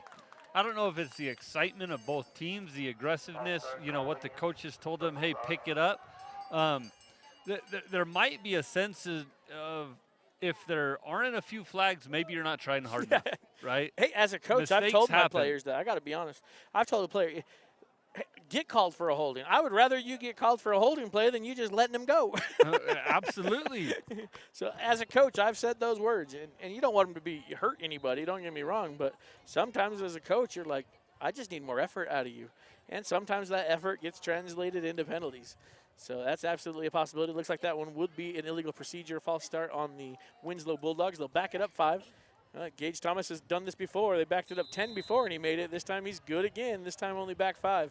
So Gage Thomas proven to be a great kicker for the Winslow Bulldogs on these point-after touchdowns. I believe he had that one blocked, but other than that, he's been perfect. He has been. That's better than a lot of NFL kickers that I've watched, right? In fact, if you watch the Cowboys-Buccaneers game tonight, the Cowboys kicker missed a field goal. They got the ball back, and then he turned around and missed the very next extra point. Oh, so my NFL goodness. level, absolutely. That's a tough thing to do. So NFL. is he currently filling out his resume? He probably is, right? You don't do that on opening night of the football season and of the Cowboys and expect to have happy endings from that. No. You hate kickers. You hate them and you love them. You can be all in a matter of a couple seconds too. They can be the hero or they can be the villain in your story of that football game. Again, talk about a game of inches, right? We talk about football being the game of inches, and you get your foot on that ball just an inch wrong, and that ball is not going where you thought it was. Great kickoff there. Holbrook going to field it about the 23-yard line. Got a great block. Going to spring him up. Going to get close to the 35-yard line. They call it 1 yard short. So Holbrook takes over 1st and 10 from their own 34-yard line. Only 15.5 seconds to go here in the third quarter, trailing 18 to Winslow Bulldogs 40. So we're gonna have a stoppage and play. It looks like the Roadrunners going to get one play off here, and then we're going to go into fourth quarter. It looks like. But again, the Roadrunners, great game. The scoreboard doesn't always tell the whole story, and this game is not over, right? I'm not trying to say wrap this thing up too early before the fourth quarter happens. This drive is going to be critical for us, and they've shown they can do something right now. And there it is, great pass into the flat, made another man miss. He's going to get a first down, stop the clock while they move the chains. They potentially, if they want to hustle, they can get one more play off. Especially because that clock stops until they get those chains set. So if that offense can get set before those chains get set, get that play call in, they've got 8 seconds, 8.9, so almost 9 seconds to hurry and get one more play off. Steal a player. You're going to steal a timeout here. And there's the snap. They get it off in time. Override's going to keep it, and he's going to get free. He's still on his feet. Dodge and weave and great spin move, and he's going to pick up 20 yards on what could have been just letting the clock run out. Great heads-up play by the Roadrunners. That's what we're talking about. Like, scoreboard, they're losing, but the Roadrunners are playing smart football. That's fun football to watch. A team that's smart enough to say, hey, first down, the clock stopped. But easily, if it wasn't the first down, the clock would have ran out. Because of the first down, they're able to get to the ball, get set up, let the chains get set, snap that thing off with 2 seconds to go, and pick up 20 yards. Absolutely. Mark is down there. I don't know if he was playing football. I think he took dancing lessons.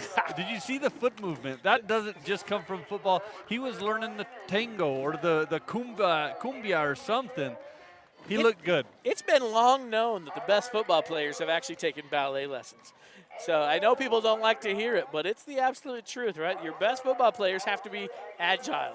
The football is not just a bunch of fat guys. I don't know last year you've ever been on a football player. There's not a lot of fat guys. Even the big guys aren't fat. Are you saying Michael Orr took ballet lessons? I am telling Maybe. you, some of them definitely did. It's fact. Go look up some but of the history of football. Do they have tutus? I don't know that they make them wear Right? tutus. Do they force them to wear the tutus and the tights? Maybe, I don't know. Maybe for the documentary, but probably just for the documentary. So after the quarter, we changed directions on the field. Holbrook, had the great advantage of they're going to have the fourth quarter playing towards the clock. And that sounds weird, but when you're on a football field like this, there's only one clock. And when you're trying to fight against that clock, you want the quarterback, every time he snaps the ball, has the scoreboard in his view. He can see exactly how much time is counting down and can play the clock a lot better. When you're playing from behind like this, that's a great advantage to be able to be playing towards the clock. So a lot of times, we kind of think it's not a big deal, right? At the coin toss, one team gets to pick whether they want to kick or receive or defer. The other team gets to pick which side of the field they want to defend. Right. And usually what they're picking is they want to defend so that in the fourth quarter or in the second quarter, they can see the clock at the end of the game. And that's exactly what the Roadrunners have the advantage of right now. And great job there. 2 plays, and they got a first down. So the first down play, they picked up about 4. On that second down play, they picked up another 6. And that ball is going to be deep in Winslow Bulldog territory as they mark it down at the 24-yard line. Holbrook creeping up on what we call the red zone. From the 20-yard into the end zone, we call that the red zone of a football field. And the Holbrook Roadrunners are knocking on that zone of the red zone. Bob, I love it. He says, we can still win. Let's go, Roadrunners. I'm with you, Bob. We're doing it exactly how it needs to happen right now. Handoff right there to number 26, I believe that was, as he goes dancing through the middle. Saw some of that agile moves there for, I believe it was 28, Kyle Smith, who we saw once before show some of those speed. Looks like 48 for the Winslow Bulldogs on the tackle there, Marcos Caldera for the Winslow Bulldogs. But a great first down run, going to bring up 2nd and 3 for the Roadrunners. 10 minutes and 33 seconds to go here in the ball game. Marcus Oberreiter fakes the handoff. He's going to keep it. He's got some room to the outside, trying to get the corner. He's going to be knocked out at the sticks. He actually takes out one of the sticks. So usually when that happens, if you take out the stick, it's a first down. We'll see what they call it. The official's saying it's still a third. Maybe the stick was far enough off the field. But usually if you take out the stick, that means you got the first down. Maybe what? Yeah. They're closer than I am. I can't argue. That's true. I'm wearing glasses too, But we're looking at 3rd and inches. That's okay. 3rd and inches, the ball can, and the clock is still running. I'm really surprised by that. Like, why is the clock still running too? That should have stopped the play out of bounds. But that's okay. They're going to get the first down. That'll stop the clock. Going to be tackled right at the 10-yard line. So they'll probably drop the sticks and they'll stick with just the box. We call the box. So it tells us how many downs, what down we're on, or how many downs we have left. And actually, they're going to mark it just shy of the 10-yard line. So in theory, they could get it down to the 1-foot-yard line and still get a first down here without scoring. Here we go. That's a great shot right down the line of scrimmage. Oberreiter dancing in the backfield. He makes a man miss. He lowers his shoulder. Ooh, takes a good hit, but he delivers a good hit as well. A little slow to get up there. That was a pretty good little hit there. And he gets that ball all the way down to the 5-yard line. We hope he's okay because our student-run camera crew got us an amazing angle on that one as we saw Oberreiter just put everything he had into that play. He wanted to get to the end zone with everything he had. But we're going to have a substitution now as he comes out. Looks like number 11, Jace Allison, going to come in at, I don't know if they'll put him out. They're not going to put him at quarterback. They're going to line him up at wide receiver. So it looks like one of the backs that was already in is going to shuffle over to quarterback as Oberreiter comes over to the sideline to get checked out. Oberreiter, he's had some issues with that knee. Last year he was out a lot because of that knee, and you just hope that this isn't something that's ending for him. Izzy Ramos takes the direct snap. He steps in at the quarterback position. He's able to put the shoulder down, and he gets it in for the touchdown. Great job, Roadrunners. Exactly what we said we needed to happen here. Take that down pretty quick. It didn't take him too long to get that touchdown. Brings that score to 24-40. So, again, it's still a pretty good it's a pretty good hill to climb, but we've seen crazier thanks to the YouTube generation. We've seen some pretty crazy high school comebacks, crazier I should say. So Holbrook still fighting, and I love to see that, right? Getting in the end zone here. Fight to the end. You know, eventually there's still time to win this. Like we've been saying, we're not calling the game, but no matter what, one thing that you're looking at with any of your athletes is to fight the entire 8 minutes and 34 seconds left in this game. On the two-point conversion, looks like Oberreiter's back in the game, and he's going to carry it in. Going to get the 2 points after the touchdown. So Oberreiter took a pretty good hit, but couldn't keep him out too long because he comes right back in on that very next play and gets the 2 points for the Roadrunners, making it 26-40. So again, it's only a 14-point game at this point, right? It looks, sometimes numbers can even be a little more deceptive. 40-26, that's a huge, huge mountain to climb. It's only 2 touchdowns. It's a 2-possession game. Let me get out my calculator and make sure. Yeah, I'm not very good at it, but we have a. You're right. We have a 3rd grade teacher, a 4th grade teacher. She's a 4th grade teacher. She's a great one as well. Honestly, my child was in her class, and my child is in her he class loved right her. now. He loved her. We loved her. Yeah. We should give her a shout out because she's also running the computer for us, directing the show for us. She came in and covered for one of the students for a minute, but she's helping out here with all these students, helping to make it. So she's a 4th grade teacher, but she's also does broadcasting and is helping all these students be successful tonight. So huge shout out to all the teachers. Mike Burke's out here working for us as well. All right, and the crowd is up again. I love it. The crowd cheering to the fight song, the band playing the fight song, cheerleaders leading us out, feeling that Friday night football atmosphere as Holbrook brings the fight. We've got the Roadrunner down there. He's being held back by a little kid. That's right. Holding onto his tail. Holding that tail. Oh, Winslow Bulldogs get a good return, but at the end of the play, we are going to see a flag come in. Little extracurriculars there. But Michael Johnson there. We'll have to see what that flag is sorted out. But again, Winslow, great return, and they're going to be starting about midfield. So Holbrook, ideally now you get a good turnover, right? Let's force a turnover. Has Holbrook got a turnover yet from the Bulldogs yet? Didn't they get a fumble and a recovery, I thought? That's possible. On one. Someone's been watching. Let us know in the comments. But we do have a penalty on Holbrook, darn it. So that's going to give the Winslow Bulldogs they're going to start in Roadrunner territory after that penalty. And got to change the ball out, right? Each team gets to use their preferred ball. And so after the Roadrunners use their ball to kick off, the officials will change it out. Winslow gets to use their ball now as they take over 1st and 10 from the Holbrook Roadrunner 41-yard line. So again, looking at that short field, Holbrook, a takeaway right now would be perfect. Let's pop that ball out. 25, oh no, he's gonna break it loose. He's got 2 Holbrook defenders between him and the end zone, and he's able to high step through. And number 25, Gage Thomas, the kicker running back, he's able to score from 41 yards out on that 1st down play. And that takes that back to a 46-26 game. And that one's going to hurt, right? That was going to hurt. Holbrook had momentum like you talked about. They were feeling good. They had the good stop. They marched it down, got the touchdown, and engaged Thomas. He said, not on my watch, and he came back and had a great run there. And even as a Holbrook Roadrunners fan, as a teacher here, I would love to know, and I'll find out sometime, how many yards Gage has tonight. Yeah, he's got a lot of yards. Yeah. How many points does he have? Because not only is he getting the points on the touchdown, he's getting the points on the PATs as well. That's right. So here we go. I believe he's been perfect. Maybe we'll throw it on the Jinx. Who hasn't been perfect is the line on these point after tries. They've been itching to jump. I think we've had a false start on 3 of these point after tries, and one time even 2 on the same try. So 4 false starts just on PATs for the Bulldogs. Their special teams coach is going to be having some talks with the special teams here next week. Maybe they're anxious to go take a rest. I think they're going to be getting some up downs. They're not going to get a rest after that. Their coach. We're going to do up downs until Blue is no longer tired and thirsty. Greatest football. I mean, call it greatest sports movie of all time, right? If you don't know what he's referring to, it's time to look it up.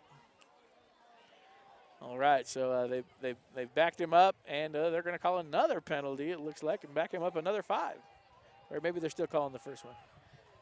There's a lot of debate going on. There they go. Backed it up another 5. So just like before. Before he had a 10-yard penalty against him. So now he's kicking. The ball now resides at the 13-yard line.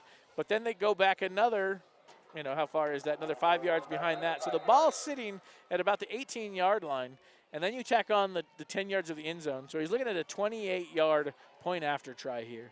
And he made one just like this earlier. So here he is on his second try. Holbrook gets in there pretty good, but the kick is off and good. So point after try is good from 28 yards out for Gage Thomas, after he scored the touchdown. He's going to get all 7 of those points. That brings our score 47 to Holbrook 26, 8:16 to go here in the game.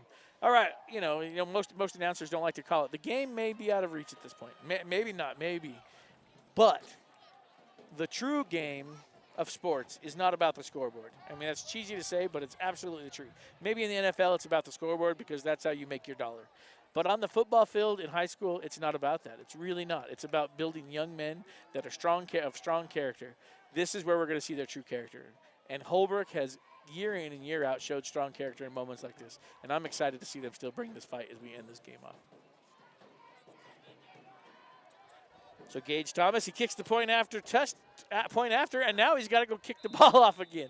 Gage Thomas, man, he is all over that field. If we had a player of the game for Winslow, he might be the leading contender. Little bobble on trying to scoop that ball up for Holbrook, and he's able to get the ball back to the 20-yard line, but a little hard when you miss that scoop and try to get your feet back under you. It gives a lot extra. Doesn't take long, right? When you talk about these young men sprinting down the field, if you can catch it in the air and run, you're going to get an extra 10 yards than a bobble, right? You're going to lose about 10 to 15-yard advantage from one team to the other. Well, and he was met with 3 Bulldogs immediately because of that 2.5-second bobble. Absolutely. But credit to the Roadrunners. Sometimes what you'll see on that is a penalty because now your teammates are trying to save you, and so they do a block in the back or a hold or something, and then not only do you not get very far there, they march you back 10 yards even farther. Right. Many times have you seen that. So no penalty, and we'll love seeing that. Great run right up the middle there for Montijo.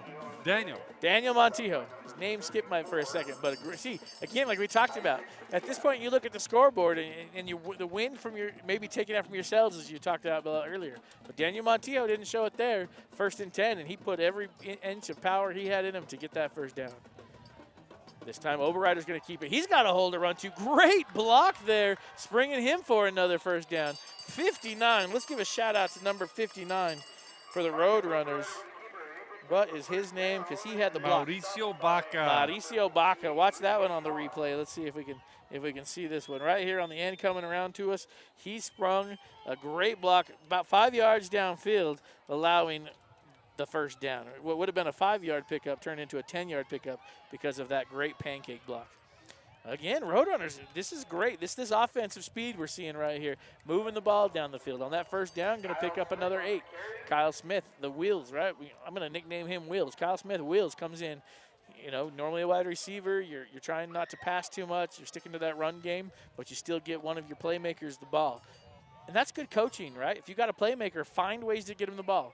Whether it's through the air or a handoff, just find a way to get it in his hands, and he'll do that for you, get you 8 yards. Once again, we got this great angle right down the line of scrimmage here on the snap. Going to be handed off to Izzy Ramos. Izzy Ramos plowing through. Call him the bulldozer. He's going to get a first down. Going to pick up about 6 or 7.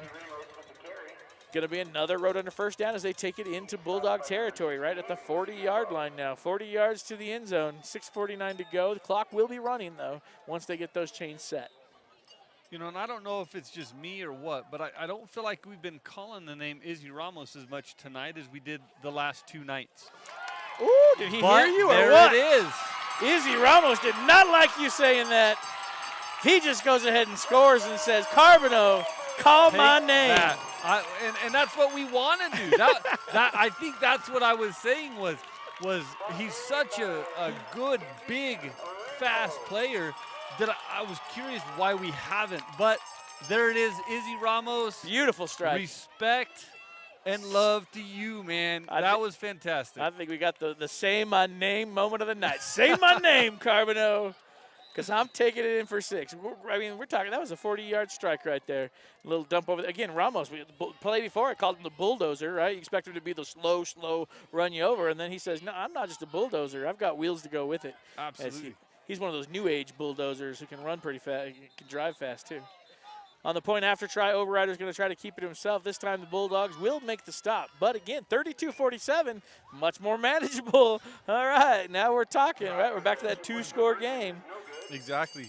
And we can say this every football game, right? We just need to do this. We just need to do this. But really, Holbrook, we just need to hold them. We just need the defense to really have some confidence, build that confidence back right now. And force a turnover. You know, sometimes we talk about we need a turnover. Well, turnovers aren't just by accident. You force turnovers, right? When that player is pounding through there, if you watch, again, tonight's football game, I was only able to watch about 30 minutes of the Dallas Cowboys-Buccaneers game, but there was a beautiful play by one of the Dallas Cowboys, and I'm not a Cowboys fan, so it hurts me to say a beautiful play by the Dallas Cowboys. You know, my dad and I both said, if they ask you who I'm rooting for, I say the Cardinals and anybody playing the Cowboys. That's who I'm rooting for. But the Cowboys, I mean, it was textbook. The Buccaneers player was running through the middle of the pack. The Cowboys player with a full fist, like he was punching somebody in the face. But he wasn't punching somebody in the face. He was punching the football. Popped that ball right out of his hands and forced a turnover. It's not just, oh, the guy messed up and turned the ball over. Now, that running back did nothing wrong. He forced the turnover. Right. So I want to see if Holbrook can force a turnover here. They went for the onside kick right there. That's one way to force the turnover, is get that onside kick. Great heads-up play there from that big man, right? That was a big. That's not your hands team up front. That was number 45 of the Winslow Bulldogs, not your hands team, and he was able to swallow that ball right up, get down, and lay down on it. That was a freshman. Woo! Freshmen make good plays. He's going to remember that. Tyler Shumway, freshman, huh? For the Winslow Bulldogs. He's going to remember that one when he goes home tonight. Did you see me, Mom? Did you see me get that ball? Wasn't getting by me tonight. And a great heads-up play by the Bulldogs. You know, Holbrook trying to steal that one back a little early, right? You're in that place as a coach, right? Do I try to steal it now? Do I try to steal it onside now? Or do I wait till later in the game? I'm with him. I think it was a great try. You know, well, they're not getting much better starting position than they've had all night. So I think it was well worth that try. Great defensive play for the Roto. Punch that ball out. That's what I want to see. One person held him up. The next guy through needs to pull that ball out. Yank that ball out of his hands. We'll take it. It's a big loss, right? So first down and 10 now turns into 2nd and 18. But that's where I want to see that defense now get to that next level, right? You got that. You held him up. The one player had him by the foot. That next player comes through there and just grabs onto that ball and rip it out of his hands. Don't just let chance happen. You take control of your destiny right there and force that fumble. That's when trying to think of the word, I can't think of it. Anyway, that's when smart football comes into play, knowing exactly what you're doing and when you're doing it. Absolutely. Here we go, number 3 rolling out. Got a lot of time in the pocket. He's looking deep downfield. Got a man, and it's going to be caught. Shoved out of bounds right at the catch. But, again, you're looking at 2nd and 18, and they're going to make that all up in the air. That's going to be about a 25-yard pass and catch to number – I'm not sure who they passed it to. Number 5? Was that number 5 again, Micah Johnson? So Micah Johnson, the speedster of the Bulldogs there, he's able to get loose from his defender, and he's going to catch that for a Winslow Bulldog first down. Going to be 1st and 10 at the 36-yard line of the Roadrunners. So Jace Lyons, he's putting a good stat line again together tonight of his passing game. And this time he's going to hand it off, though, number 25, Gage Thomas. But great job for the Holbrook Roadrunners grabbing onto that foot and just not letting him go anywhere. So it'll be a short gain of about 2.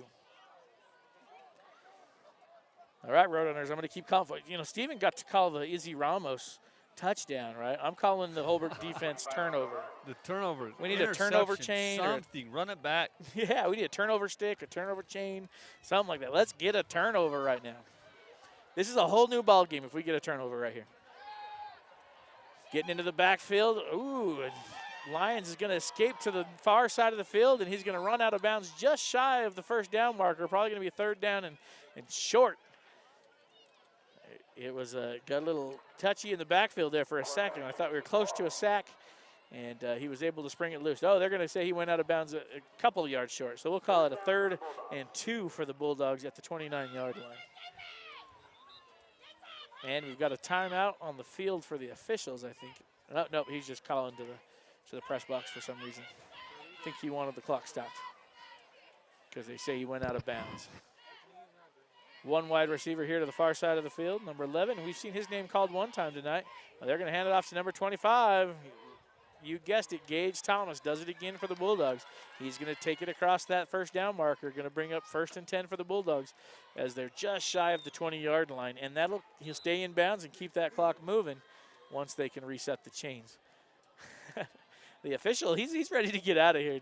The chains weren't set, and he said, start the clock. Keep it going. I think he doesn't have as much hope in this Holbrook team as we do. Hey, ref, there's still time. You got to wait till those chains are set. Give us every shot we can. Here we go. Lions under center. Takes the snap. Going to keep it on the ground. Keep that clock rolling.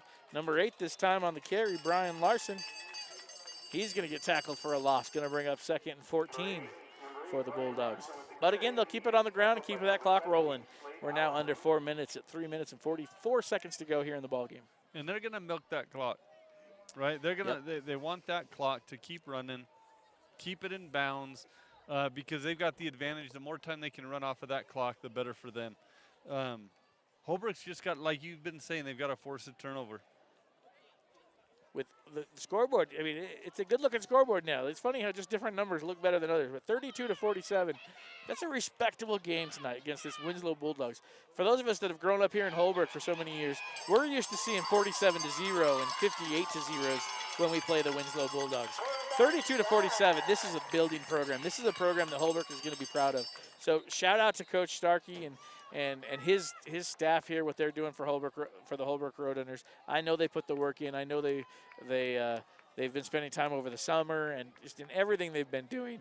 So shout out to all their work they're doing. It looks like Holbrook's not going to get the win tonight, but they're going to get a moral victory if they can. Hopefully they can translate to these kids. Again, some of us old-timers, I'm an old-timer now. I'm going to call myself an old-timer. This is a big deal for Holbrook. It really is, to come against a Winslow squad and come away with a fight that you were in to the very end. Again, many times it was we were out of it by halftime and we were playing second stringers in the second half. And that's not what has happened here tonight. Right. So big props to the Holbrook Roadrunners. Round Valley, we got a final. Is that what did I see right there? Final in Round Valley. Round Valley 62, St. John's 20, and Alchesay 46, Chinley 6. So shout out there to JP Wildman for giving us those scores. Again, very relevant scores to us. Big news right there to see St. John's go down to Round Valley. That's a big rivalry over there, and it's good for Holbrook. We're going to play St. John's a little bit later this year, and we need the power points of being able to have more victories than those people in our division.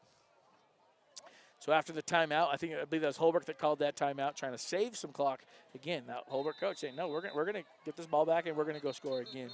But that'll stop the clock. Looking at 3rd and 21. We're looking at a really 3rd and very long.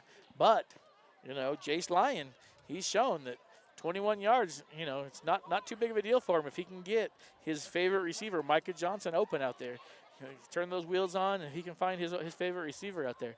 21 yards is not a Herculean task for them. No, and he's got several options. He's got number 5, Micah Johnson. He's got 25, Gage Thomas. Right? Gage. So. We'll just call him that. Gage. Yeah. He's got all of these options to be able to make these big plays. But Holbrook, they've done a great job on defense, and they just need another stop here. There's Lions, and exactly like we called it. Look at him, man. The defender falls down on the play. Trying to, it was exactly what we called. Micah Johnson putting the wheels on, just burning it down the sideline, and the Holbrook defender just doing everything he can to keep up. Just gets his body a little faster than his feet, falls down trying to keep up with him. But he overthrew him still. Jace Lyons, Micah Johnson is fast, but not quite that fast. He's not able to catch up to it. And that's hard. That's such a hard throw to make, right? It looks so easy in the NFL, like, just drop it into his hands. That over-the-shoulder throw as they're burning down the sideline is so much harder to make than they make it look on TV. Right. And, okay, 4th down. They're going to go for it. They're going to call it 4-down territory. Big time for the Roadrunners. Let's get a big stop right here. Under center, there's the snap. Lions looking to throw once again. Micah Johnson back there on the left side of the field. Defender stays with him. This time the ball is up. It's a jump ball knocked away in the end zone. Defense stands for the Roadrunners. They'll take over 1st and 10 right there on their own 34-yard line. And this is where, it really is three possession game, really. You know, Holbrook struggled on the point after touchdown. That hurt right? him, yeah. They've struggled on that. But if they get 2 touchdowns and they score 2-point conversions, they're up. Right? There you go. Am I doing my math wrong? I don't know. Might 32 be to doing my math 42. wrong. Let's see. That's 32. plus 12 is. Oh no, they're still down by They're 1. still going to be down by 1. Still yeah. down by 1. And that's So- going to just put this game out of reach. A 3-score game is, But it doesn't mean that you stop playing the game. heck no. Play the game. And I talk to my students, the ones that are on the football team and other sports, I tell them, ask them how the game went, and they say, they might say, we lost. And that's their first reaction, we lost. And I'll always ask them, well, what part of the game do you feel like you guys improved on? Yeah. What part of the game do you feel like you need more improvement on? What did you do better? And I try to help them understand looking for opportunities where they did improve. What can you pat yourself on the back on? Because it's important to recognize that, yes, the those victories. scoreboard's important. We want wins. That's why we play. We play to win. That's But- only one win. Exactly. There's multiple wins that happen each night. Absolutely. And some of them aren't on the scoreboard. Overrider, he tries to get his own through the air. He airs one out down the sideline of the previous play, and this time he does it on his own feet. He's going to be just shy of the first down, but there is a penalty, our favorite saying tonight, and at least in the second half. And another flag on the play in the area of holding. We'll see what it is. And we know, just to tag on top of that, one thing that I love is that we're playing this Winslow Bulldog team who is a 3A powerhouse. They've been a 3A powerhouse over the years. You get better by playing better teams. Absolutely. You don't get better by whooping up on the smaller team than you. You get some confidence, and sometimes that confidence can help. But to truly get better, it's by playing those teams that are better than you. This tonight is going to help them grow, and we come back in these next few weeks to conference play, we're going to see the wins that happen tonight. Next week we're at Page. That should be a great one. 2 weeks from now we're back home with Pinon. Then we go to Alchese, then back home for Hopi, back home for Valley. And then we're at St. John's. That's the one we need to circle, right? St. John's is going to be the next big test, kind of like Winslow was tonight. But that's going to be the conference one, and then our final game at Rock Point. And that's what the schedule stands today, but the schedule does change a lot with COVID protocols and a lot of things, so do pay attention for that. There's that pass to Izzy Ramos over the center again. This time, Izzy can't quite hang on to it. May have been to his advantage that he couldn't hang on to it because there was 3 Winslow defenders looking ready to crack heads. And it's dangerous over the center when you got these players just coming at you at full force. So, for safety reasons, I'm kind of glad he didn't catch that one. They Maybe looked that's like what that he was thinking as well. I don't Maybe know. so. So Holbrook deep in their own territory after that penalty. Penalties hurt. Like 10 yards is a big deal. When you get 4 downs to get 10 yards and one play takes you back another 10 yards, I mean, it can't be understated how big of a deal a penalty really is and how bad it can hurt. There we go. Overrider looking deep. Great defense there, though, by Isaiah Cordova. If he wouldn't have got his hand on that, the Holbrook receiver was ready to take it, and there was nobody between him and the end zone. If he could have just got that just a little bit higher, right? Number 3, again, Mason Archunda right there for the Roadrunners. He was ready to catch that and take it for a quick 6 for the Roadrunners. But number 4, Isaiah Cordova, had different plans, and he's able to extend his reach to the top and knock that ball away at the last second. He jumped at the right time. And Winslow, they sent their people in. They were rushing him. He was in trouble. He had to get rid of that ball quick on the move, and it was an a great on-target arm. throw. It was On-target good. throw. This one's going to be thrown into the Winslow sideline. Again, now you're starting to see that desperation of Holbrook. Like, we're going to air this thing out. We're going to air it. And they aired it out twice, and that was a 4th down play. So that will turn the ball over. Winslow will take over deep in their own territory as Holbrook tried to, get a couple big strikes right there here at the end of the game. I have no problem with that, right? We said the game's out of reach at this point. So try a couple of those, right? It's another way to get your quarterback a little bit of experience, a couple extra tries at something we're not used to. And he proved right here on this pass to the near side. That was an on-point pass. The defender was just in a better position. Right. So 32-47, 2:22 to go here in the half. We'll see if what the Bulldogs decide to do. Are they going to try to go in one more time, or are they going to work more to run the clock? So there's the snap, handoff up the center, 25. He's got a hole and makes one man miss. He's still on his feet. Oh no, Gage Thomas. I think we've heard that name called a few times as he gets into the end zone once again with 2:12 to go here in the game. Going to widen that lead up into the 50s. So that'll take the Bulldogs up to 53 to the Roadrunner 32. And again, like the scoreboard doesn't show. That was a give me at the end of the game. That's not the game we saw today. It kills me sometimes when you're like, what was the score? Like, well, let's not talk about the score. Because it really has been a great game for the Roadrunners. I really mean that these Roadrunners have shown a different fight than we would have seen in earlier years. Well, especially if you take a look at previous years, how different is this game compared to other games that they've had in the last 3, 4, 5 years against Winslow or against any other team for that matter. You really have to take your wins with some humility, but you also have to take these losses with some humility as well and recognize, but also with some pride and recognize what have we done, what have we built. I don't know what the score was, but last year, the year before, there could have been a couple of 60-0 games, 60-0, right? I've seen some of those. Where this is a completely different football team, and we've said it over and over again. They're doing a great job. Yep, they are on track. They're headed in the right direction. So here we go with 2 minutes and 12 seconds to go here in the ballgame. Holbrook's going to get one more shot, at least one more shot at the ball as the Winslow Bulldogs get ready to kick off to the Roadrunners. Number 25, Gage Thomas, the one who scored the touchdown, scored the point after, and now kicks the ball off deep. Going to be fielded right at the 20-yard line on the run. See that? Can get much better of a return when you catch it in the air. Ooh, a saving tackle there as he just is able to get a handful of shirt and bring down Daniel Montijo as he crosses the 40-yard line. He was slowed down by his team. He kind of ran into the back of his. I didn't catch the number, but maybe Daniel was looking too far out instead of right in front of him. He had his eye on the that blocker zone to get that guy moved. So we're now at 2:07 to go here. Holbrook Roadrunners get another shot to get to the end zone. Passed out to the flat, got his man this time. Winslow tried to cut him off in the middle of the play, but it's a whiff.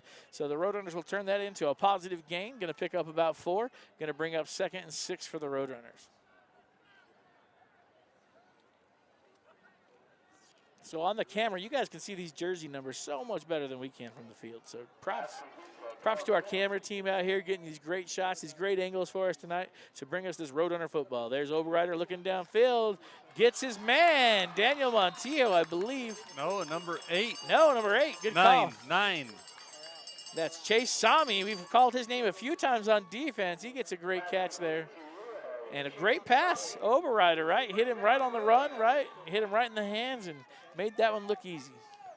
I think these plays, some of these desperation plays, the passes that they're doing that we haven't seen them do, hopefully it gives them a little bit of confidence to call those plays a little bit more often, right? To show a little bigger arsenal. We see a lot of run plays, but we don't see them going to Sammy nice very short, much. These little crossing routes and things as much as right.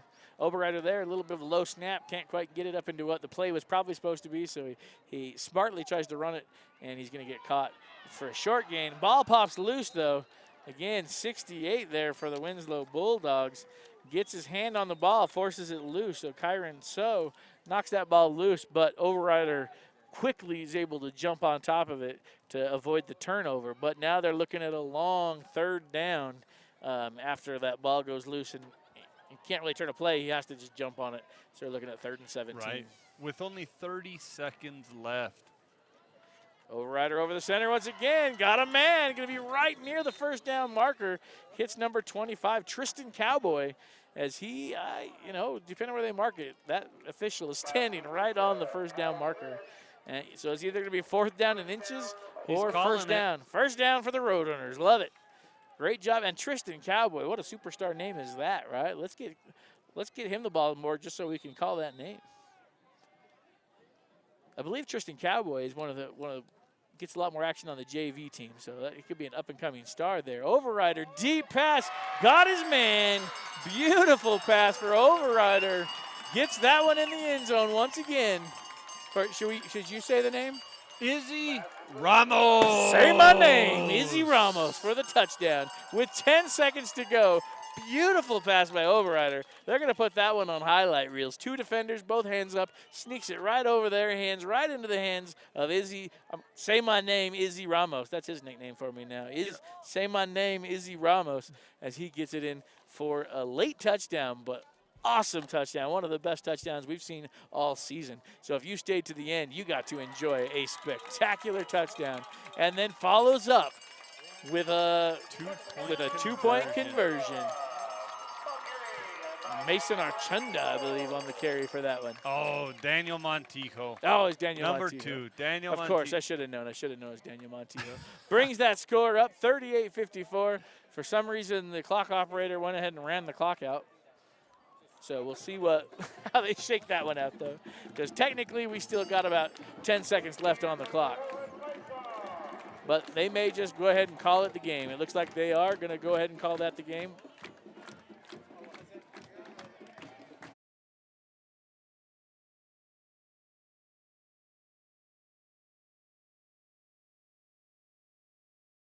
Well, what a great game, ending that thing off 40-54.